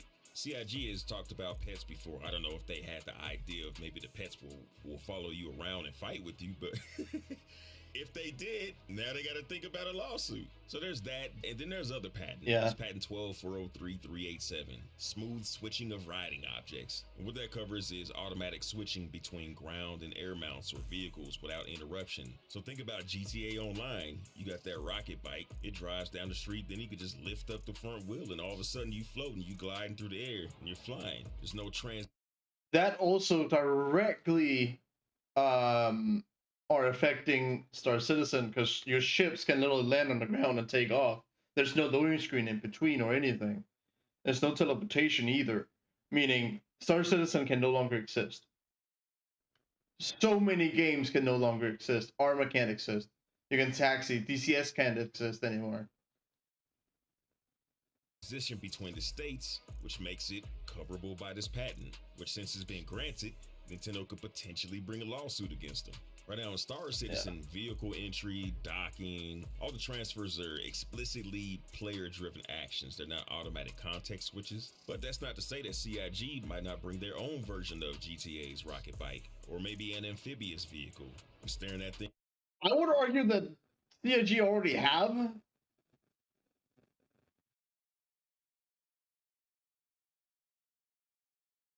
I would argue CIG already have their own fucking like rocket bike thing, because fucking we have the Dragonfly, we have the hover, the fucking quad hover thing, we have the new fucking motorbike looking like hover bike looking things from Mirai. I would argue that we already have that, man.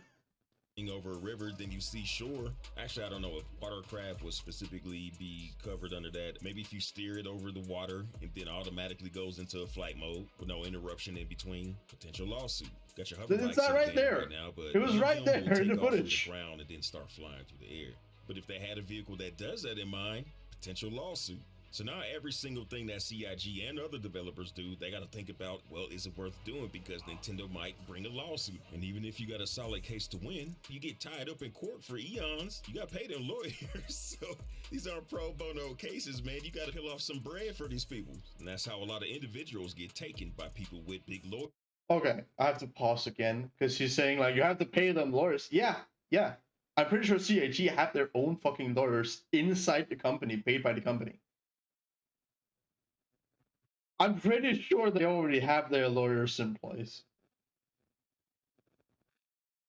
lawyers that can just draw out the amount of time that you got to pay a lawyer, which will end up bankrupting you, even if you have an easy slam dunk of a case. So it's something to think about. AI companions, deployable mercs, combat drones, or any kind of creature companions that behave autonomously, we may not see it because of this. Also, traversal chains, where vehicle transitions from flying to driving or vice versa. That's at risk. Any kind of press once and the game does a rest approach to mobility or combat assistance could resemble the flows in the patents. So to steer clear of it, CIG will have to keep mechanics manual and explicit, where the player confirms every transfer or command if they decided to do anything resembling that approach. But for today, Star Citizen's mostly safe, but tomorrow, as the game grows towards NPC crew, possible companions, traversal polish, Nintendo's overbroad claims could cause some problems. End of the day, these patents aren't just about Nintendo protecting mechanics. They're about who gets to decide what's possible in our games we buy. If broad claims like this continue to stand, the risk ain't just to Star Citizen's future systems, but to the creativity of the entire industry, man. So, real question is, do we want innovation in gaming decided by developers or locked away in Nintendo's patent vault? Developers, 100%. Fucking 100%. I'm gonna subscribe to this dude. 100%. I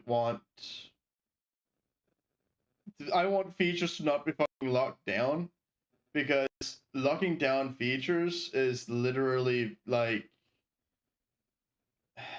it's not a good thing to do,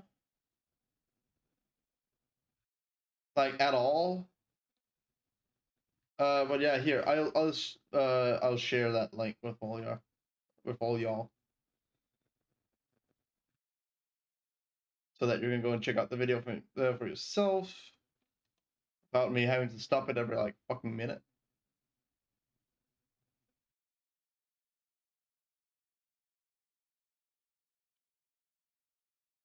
Go.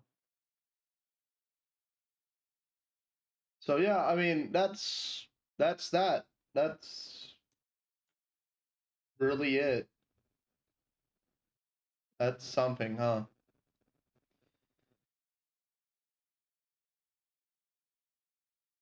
So what have we gotten today for our reacting? Hassan Piker's very likely to go to jail. There's a very hard case against them. Star Citizen is moving very, very slowly forward, and they might not be able to exist anymore in like a year or two. Alongside with 95% of other games. So future is exciting, huh? We're not gonna be allowed to play anything but Nintendo games in like 5 years. Minimum. Well, probably maximum, but in max 5 years, if that patent is not being, if those patents is not being removed, we're not gonna be allowed to play anything but Nintendo games. Because there's no way to make a game that doesn't include any of that, other than maybe Counter-Strike. Because you can't command the AI around in Counter-Strike. They're just running around. And you can play multiplayer where you just fight other people. Oh, that's not the one.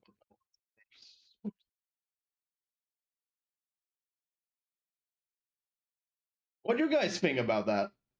What's your opinion on it?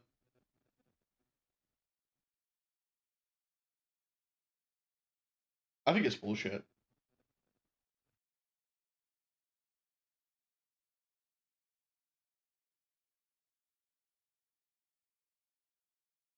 I think it's complete and utter bullshit. You should not be able to fucking patent a gameplay mechanic just because there's a game that looks like Pokemon with guns. Come on. Stop being petty. I mean, fucking hell, Nintendo, you could just have made the fucking same game with Pokemons instead and no guns, and people would play that instead. Because, oh, that's real. That's not a fucking cheap ass copy. Now people will stop playing your games because you're a fucking narcissist.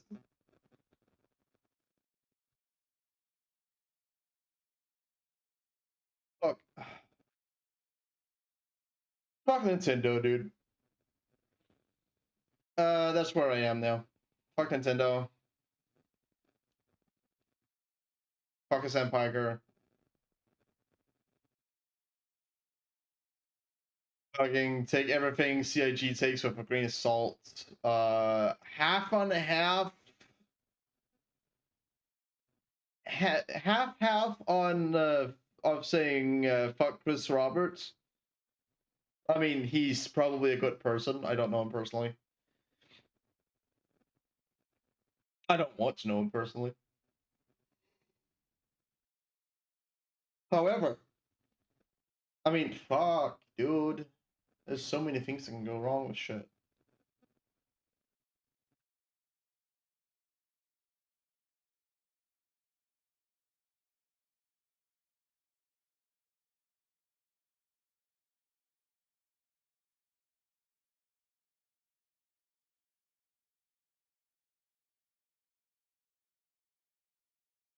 I mean, I digress. I don't know. Fuck do I know, right? I don't know shit. I don't know anything. Right? But yeah, let's play some Star Citizen.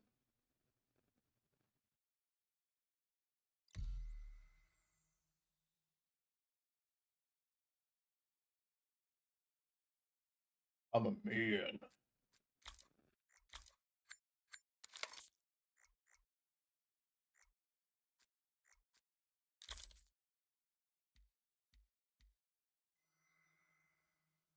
Should I play the tutorial? No. Earth System Universe. Stanton System. Location. Let's New Babbage.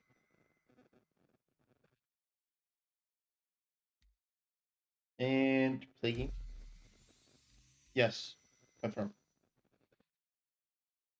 Nostalgic Rays. Let's go.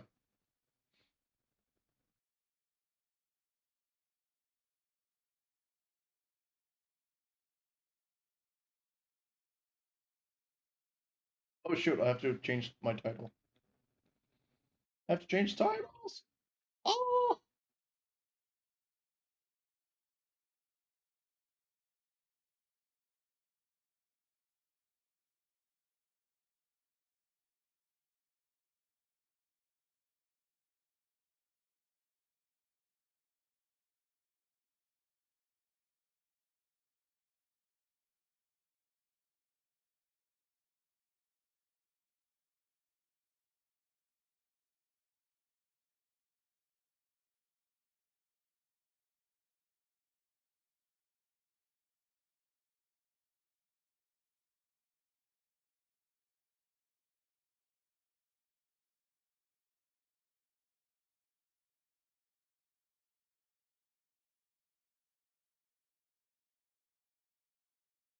Yep.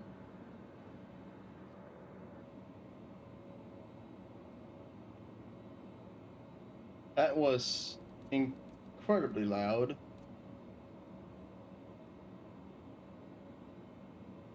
Well, it is to me.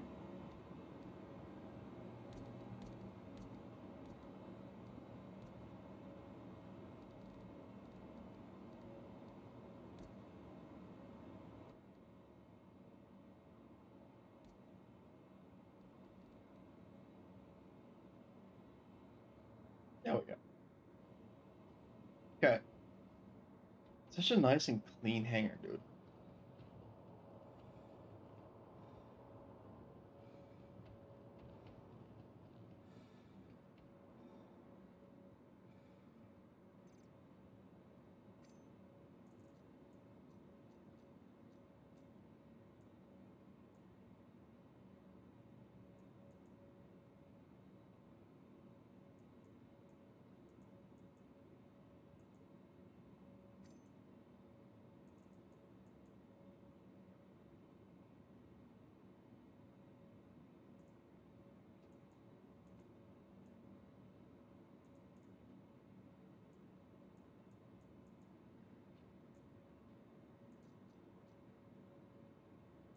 I have 2 sets?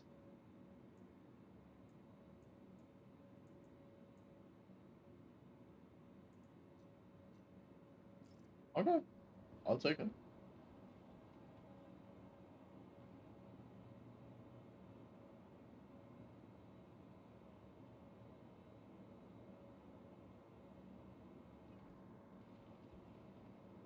I still have the ships, I think I have. Yes, I do.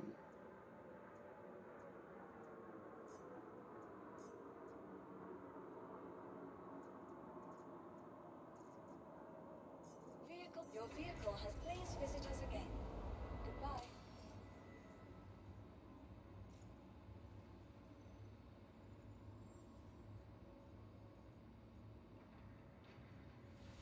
I have 1 salvage contract right now.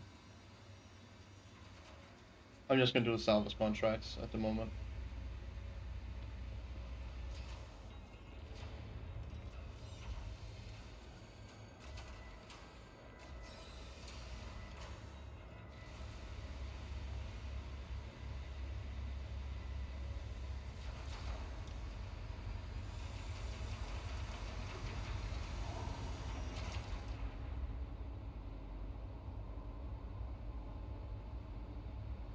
Notice the misfortune.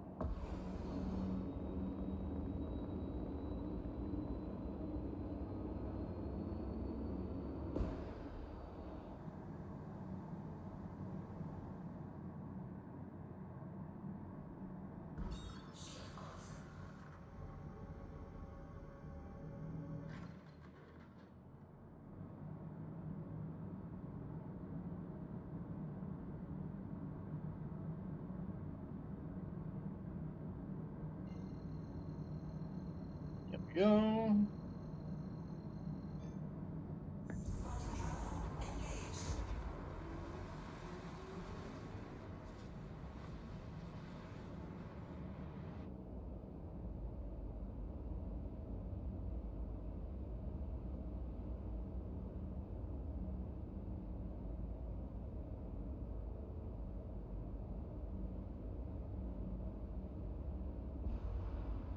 I have to admit, it's kind of an ugly ship, not gonna lie. But, I mean, storage capacity is pretty good, so.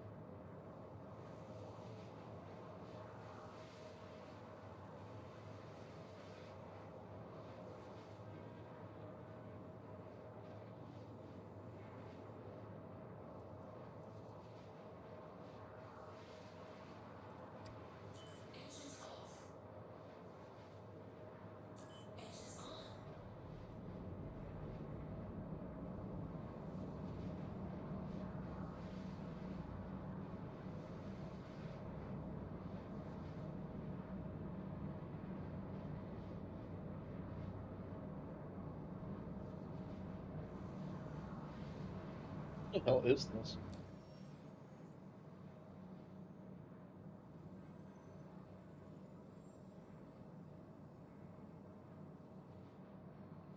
It's all the way out here.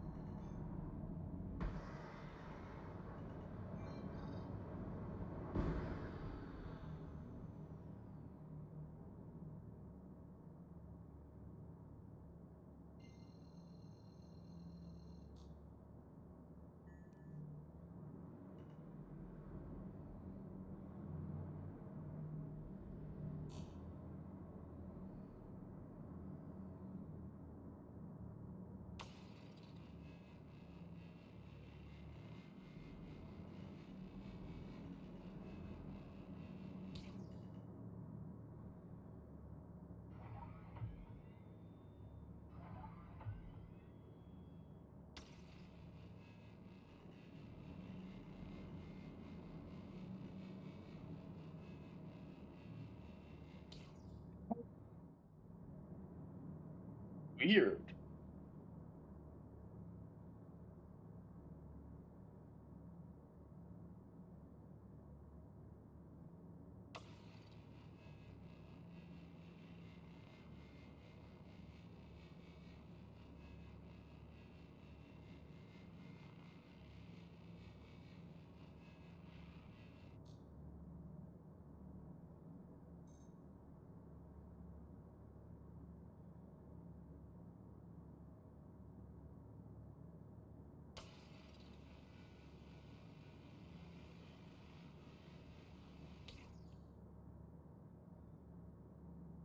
It's because it's counted as a weapon.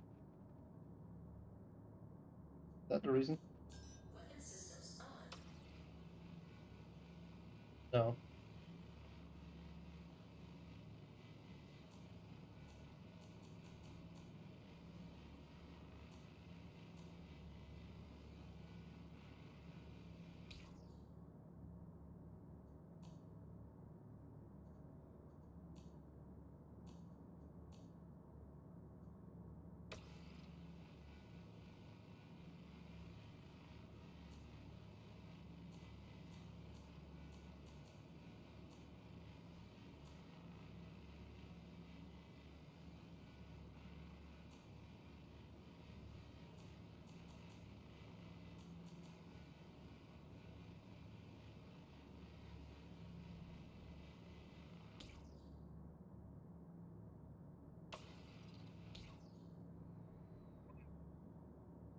Surface invalid. Why is it invalid?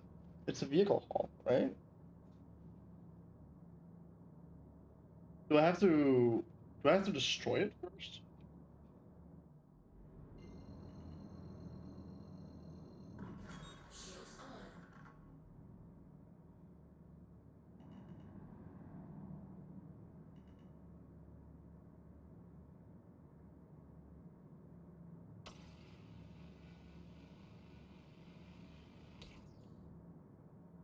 I mean, this is my claim, right? Yeah, it is. Is it intact?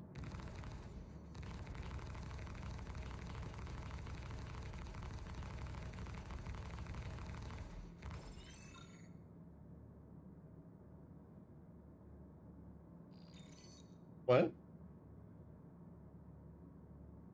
So I have to destroy it before I can salvage it. No, I still can't salvage it.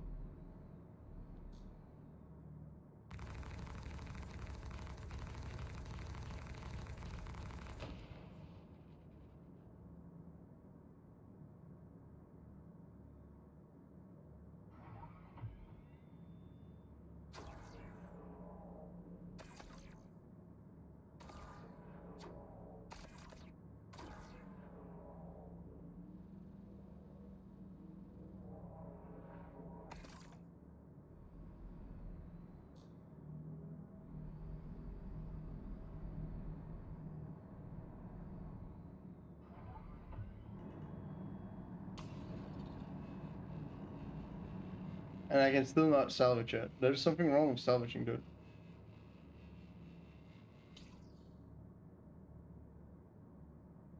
There's something wrong here. I can't salvage it. I'm not sure why. Can I only munch this one?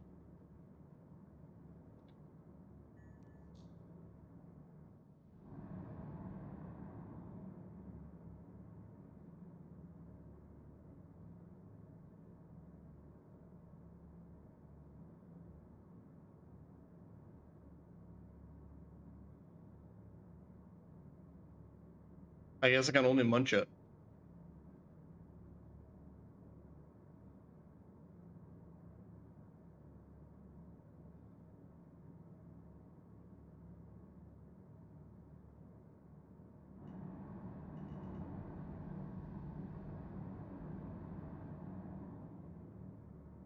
That weren't even one.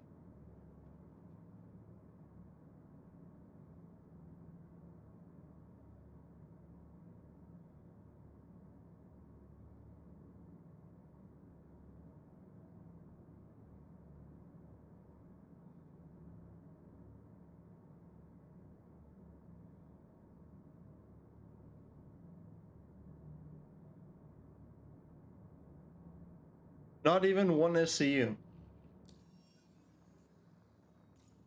And I couldn't scrape it. That's bullshit.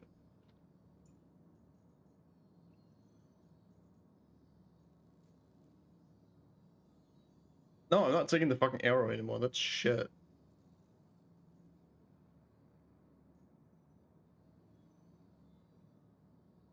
I did.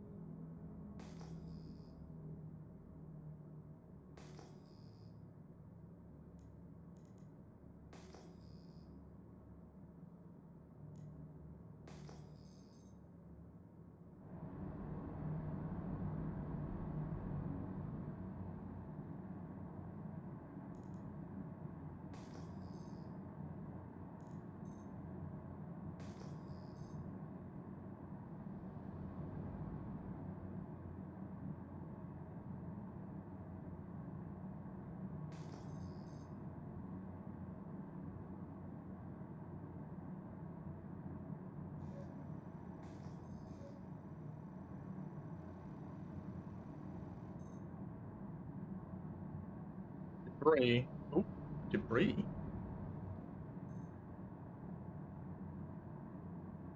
I know what we're looking for.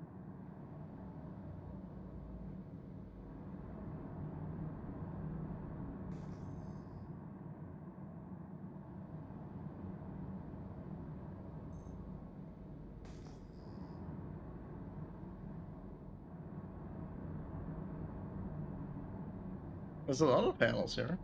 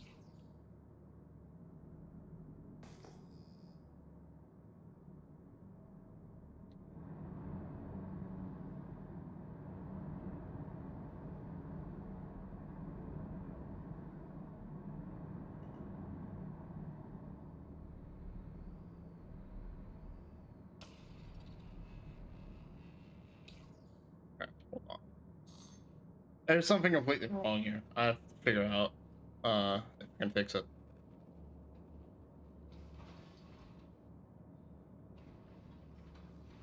Hopefully I can.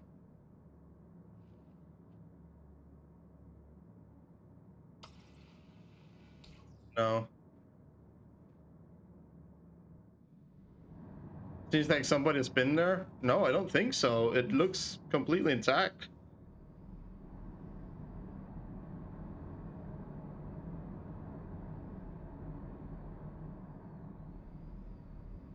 It says there's no target.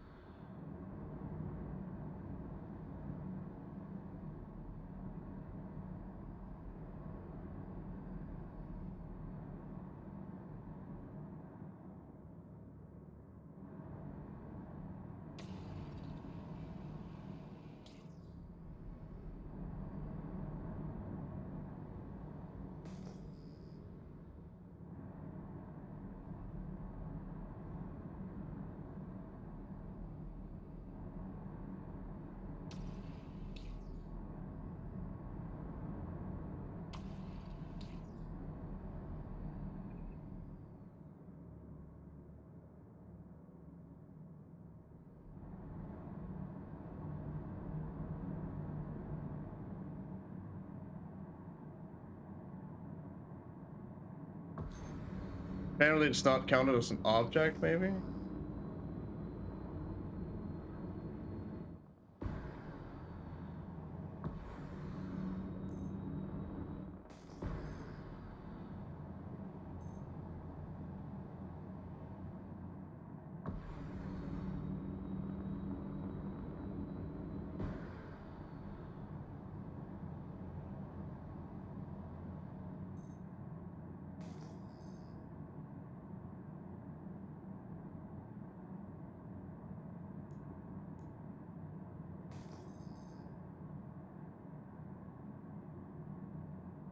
That's rocks.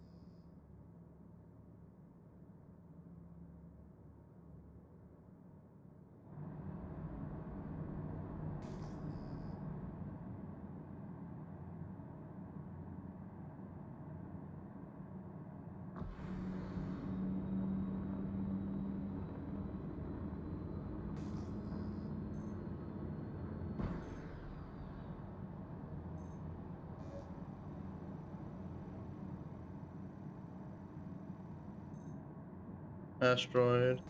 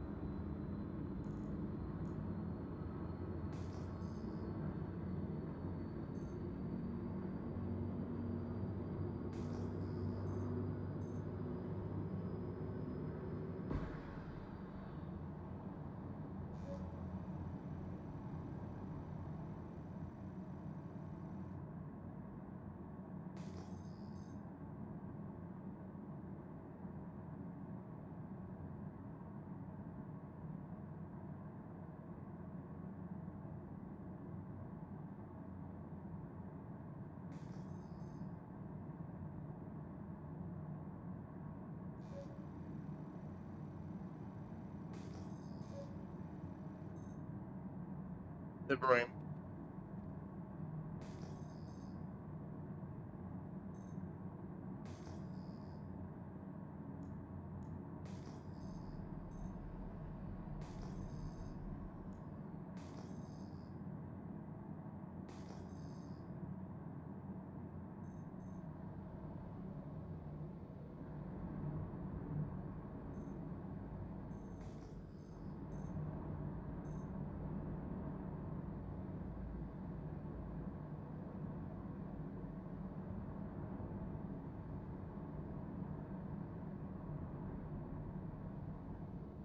Oh, sell a scrap claim.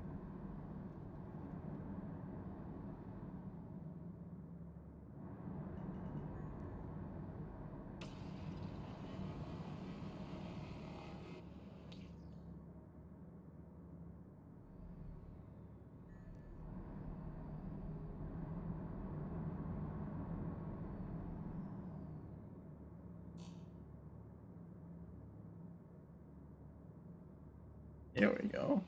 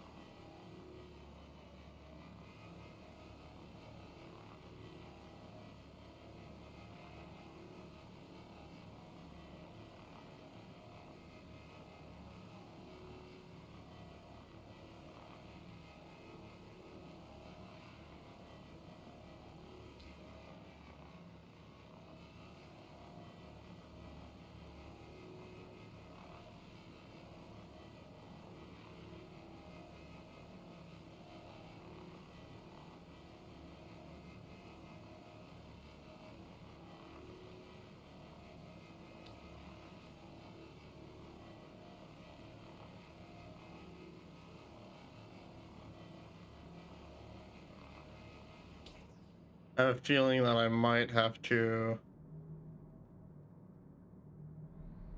I might actually have to munch it instead of salvaging it, because I already munched something. Maybe.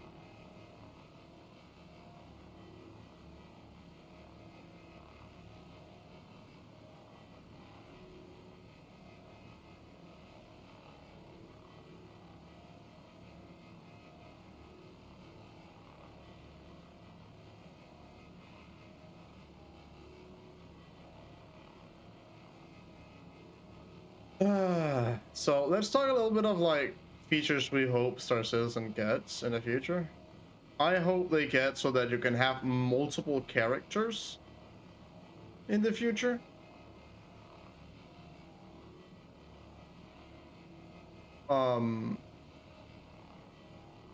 And your characters just kind of share startership.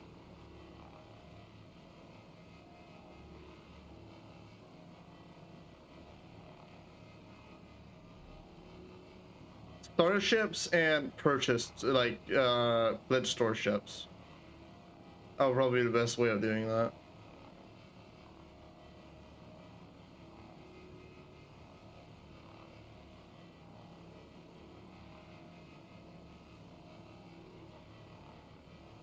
What do you guys think about that idea?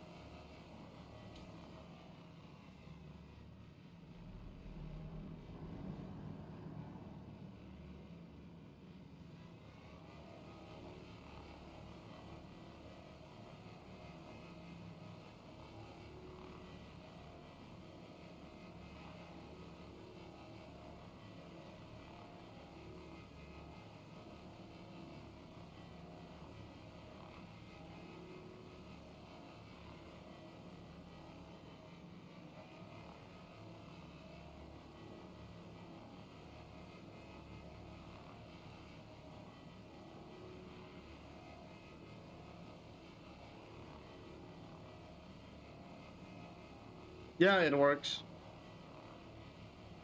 Because the other ones weren't like salvage scraps.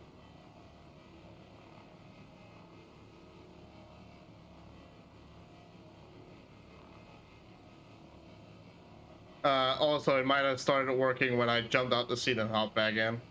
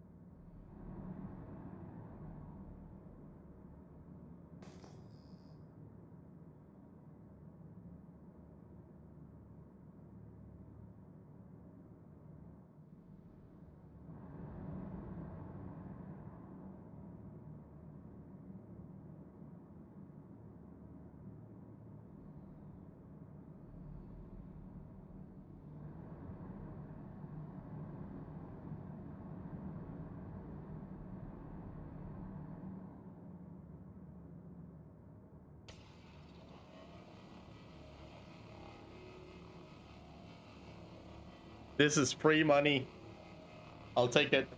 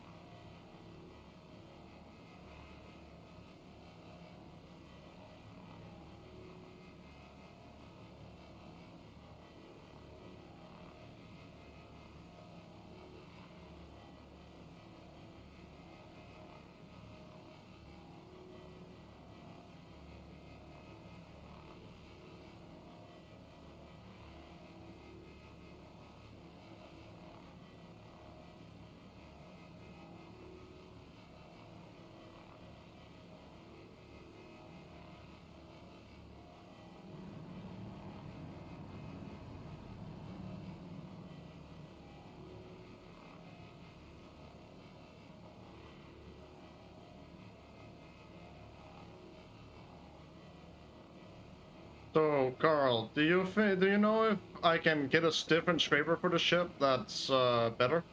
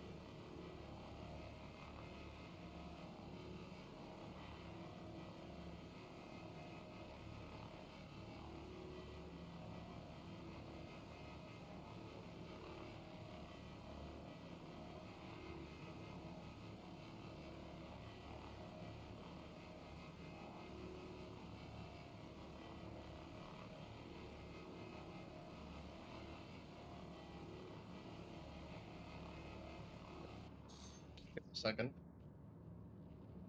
I need to set up the auto ejector. Ejectors.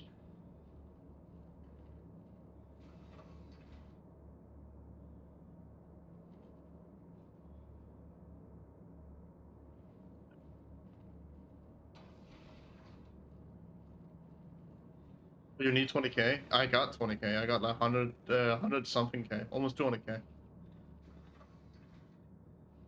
So yeah, where can I get it, and what is it called?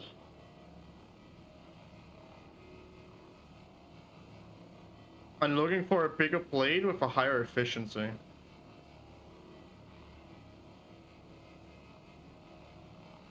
So not bigger blade, but no shit in game. Where in game? Like, where do I buy it?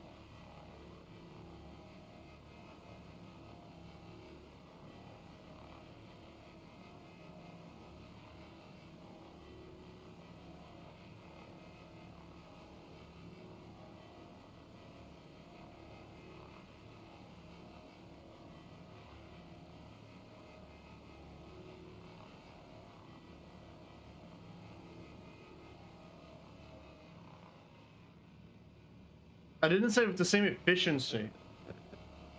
I said with higher efficiency.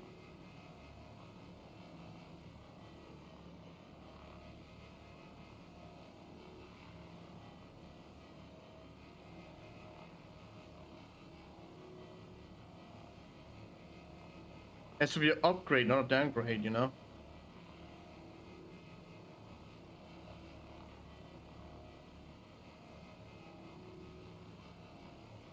I want something that fits onto this ship that can scrape more at a time with a higher efficiency, with a better yield.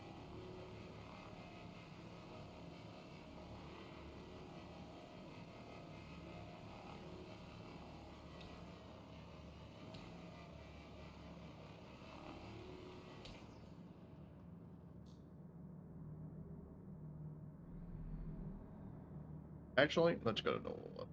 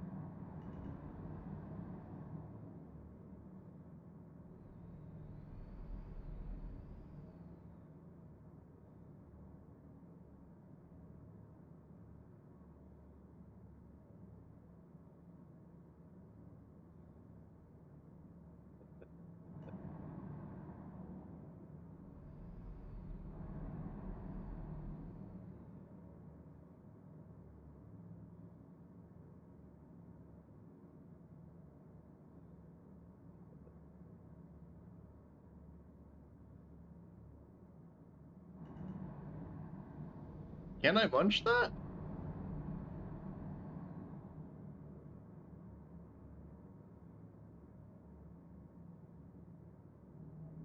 So you're saying that this thing comes with the best possible module stock?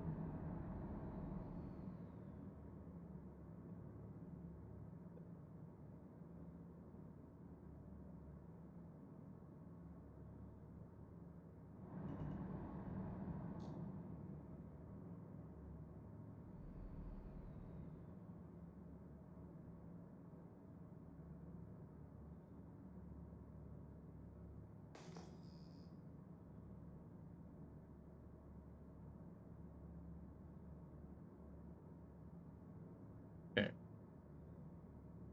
Seems like I can't fracture that.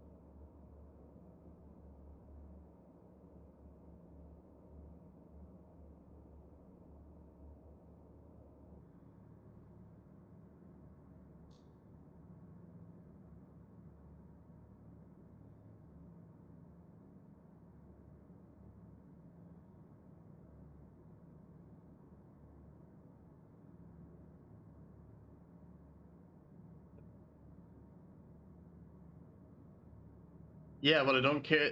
Yeah, see, that's the thing, right? I collect the SGUs faster, but I don't get the same yield out of it.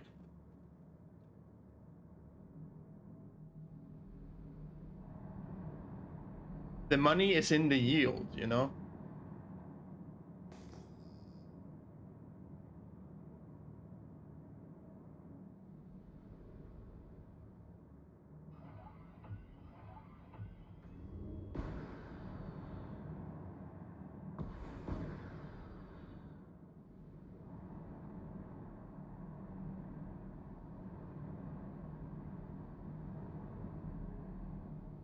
Scrape that.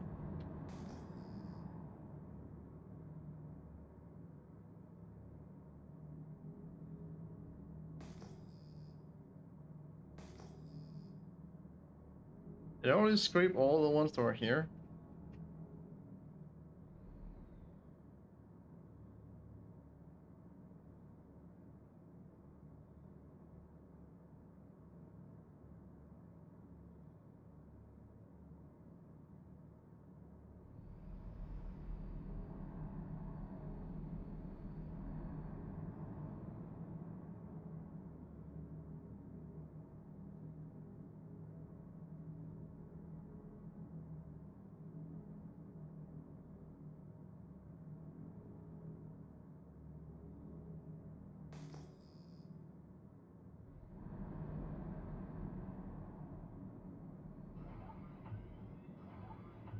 This one?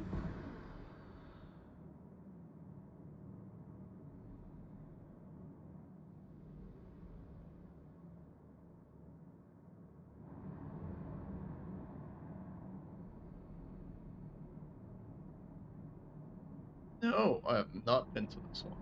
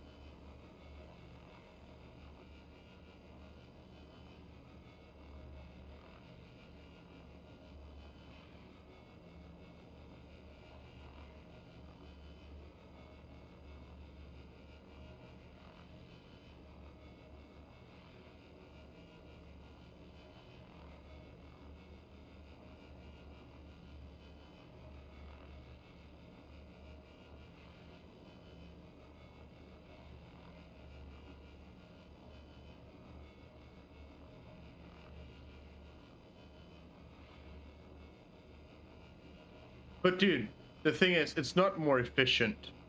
Because you're not getting as much with the bigger modules. Your yield is still lower.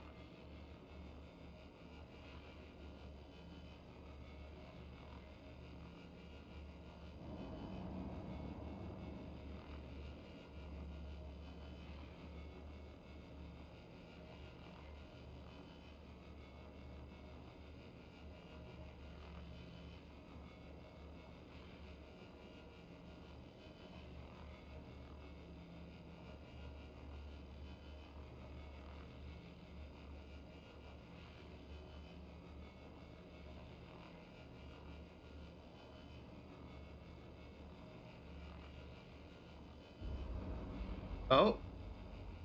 Uh-oh.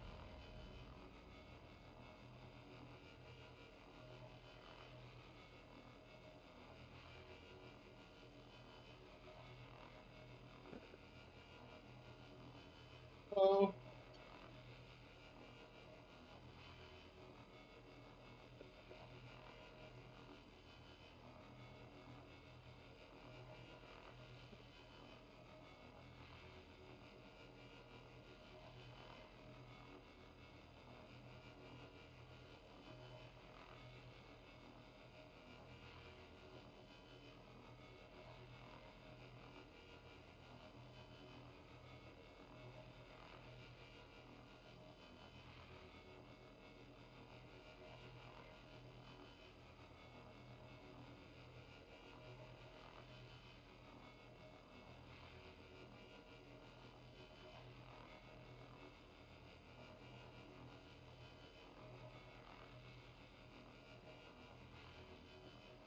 Ah, we're back.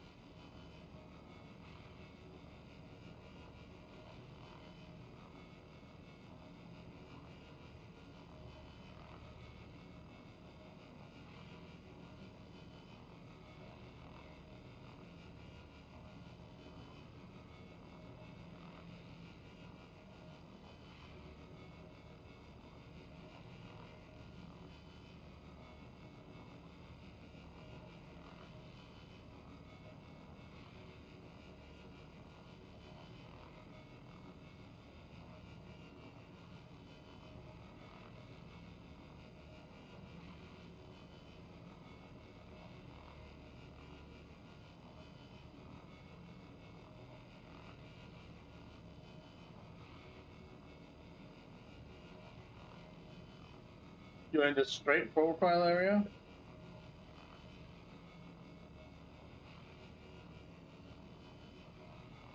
Huh?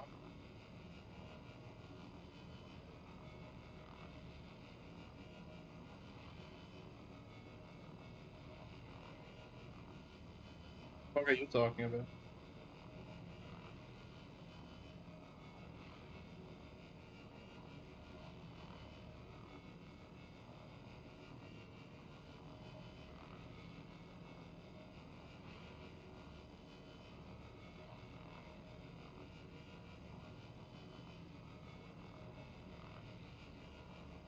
Yeah, I'm doing straight profit right now because this is not a mission.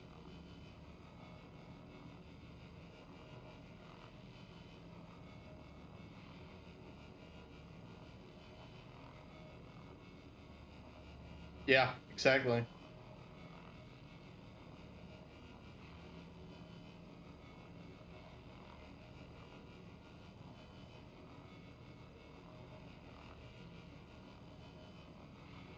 But I'm gonna finish this panel and then I'm probably gonna go back to Microtech and end the stream because it's almost time.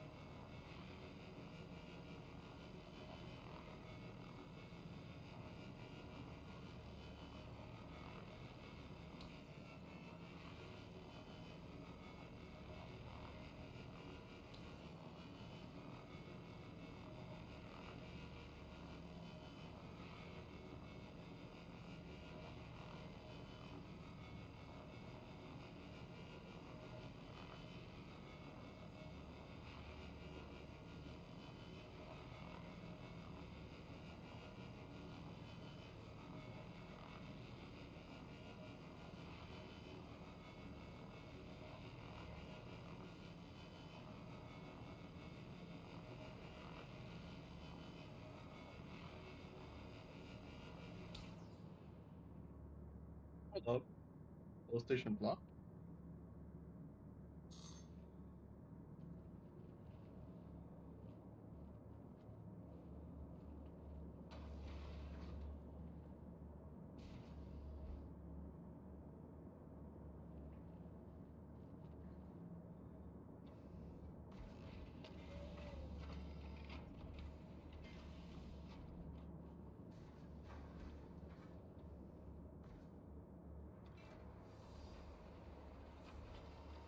That one's full.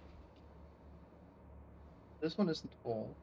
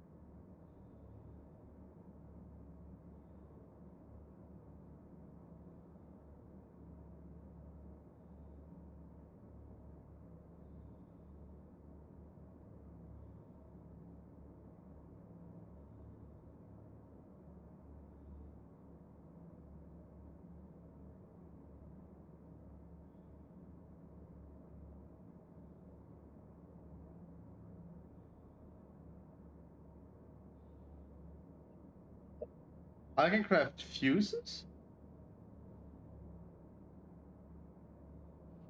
That's neat. That means if I blow a fuse, you just craft a new one.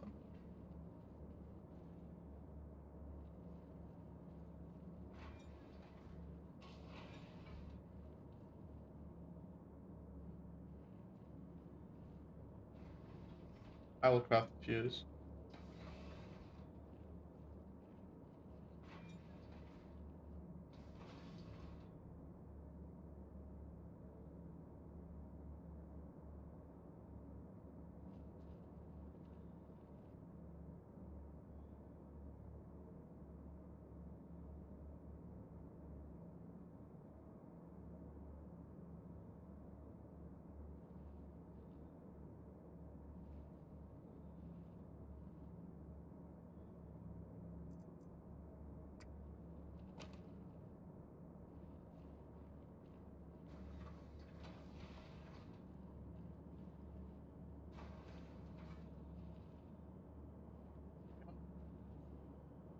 Thing's still not a thing.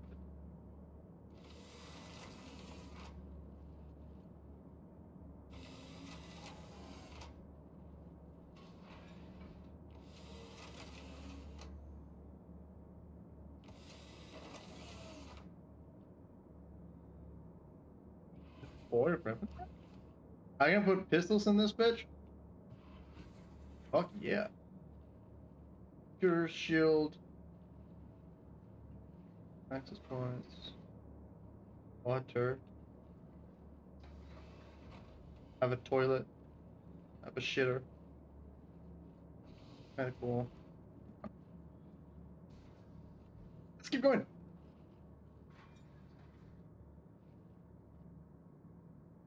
Keep it rolling, rolling, rolling.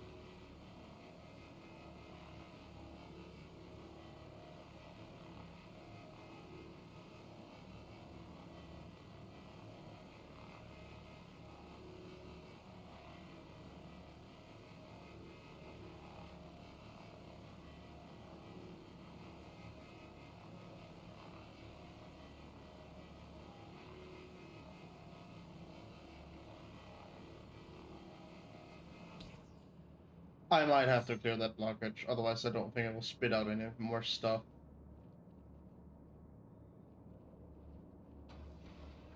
And I don't have a multi-tool on me at the moment, so I have to craft one. Here.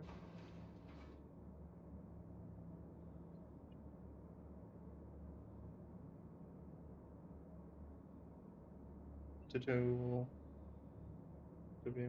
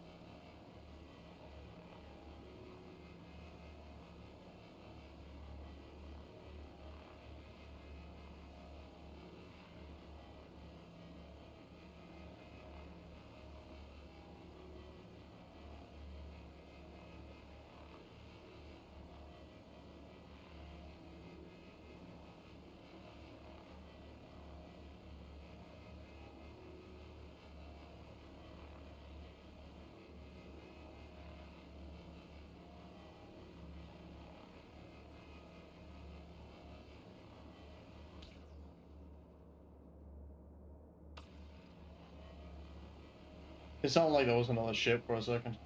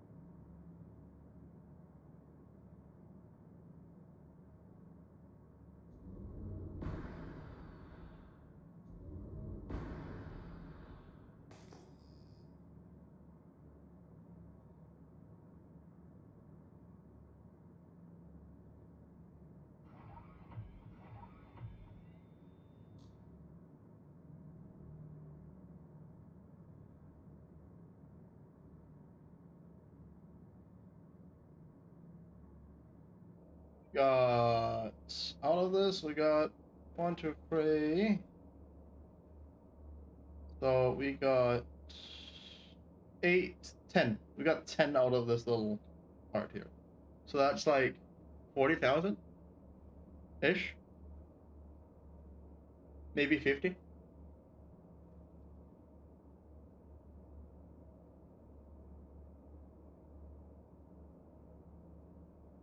Just for this little area here. That's nice. Let's go back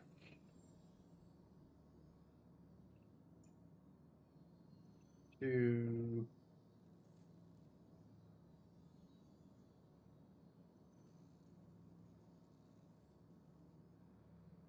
actually no, let's just go to Trustler.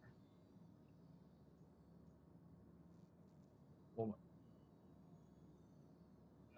on. Thank you.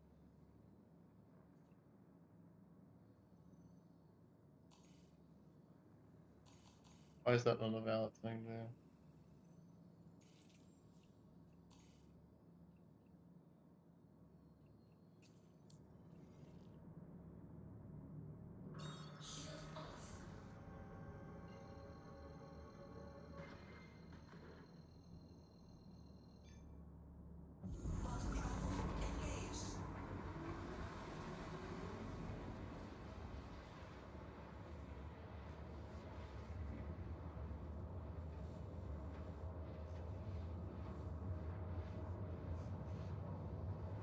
Then I know one place where I can get some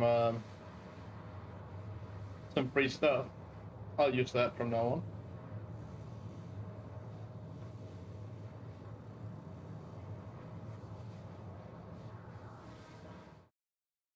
I don't need to show you guys me landing and shit, do I?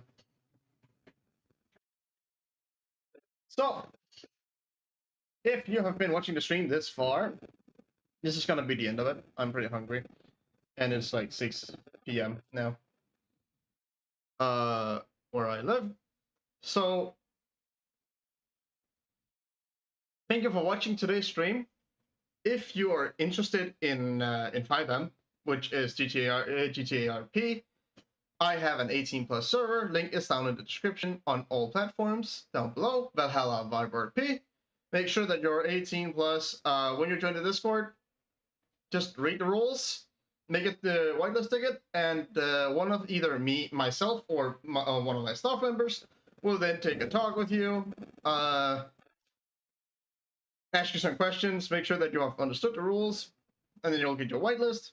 If you want some merch, go over to Modern Viking, click the logos down below on Twitch and Kick, and the link is down in the description, Modern Viking, on YouTube.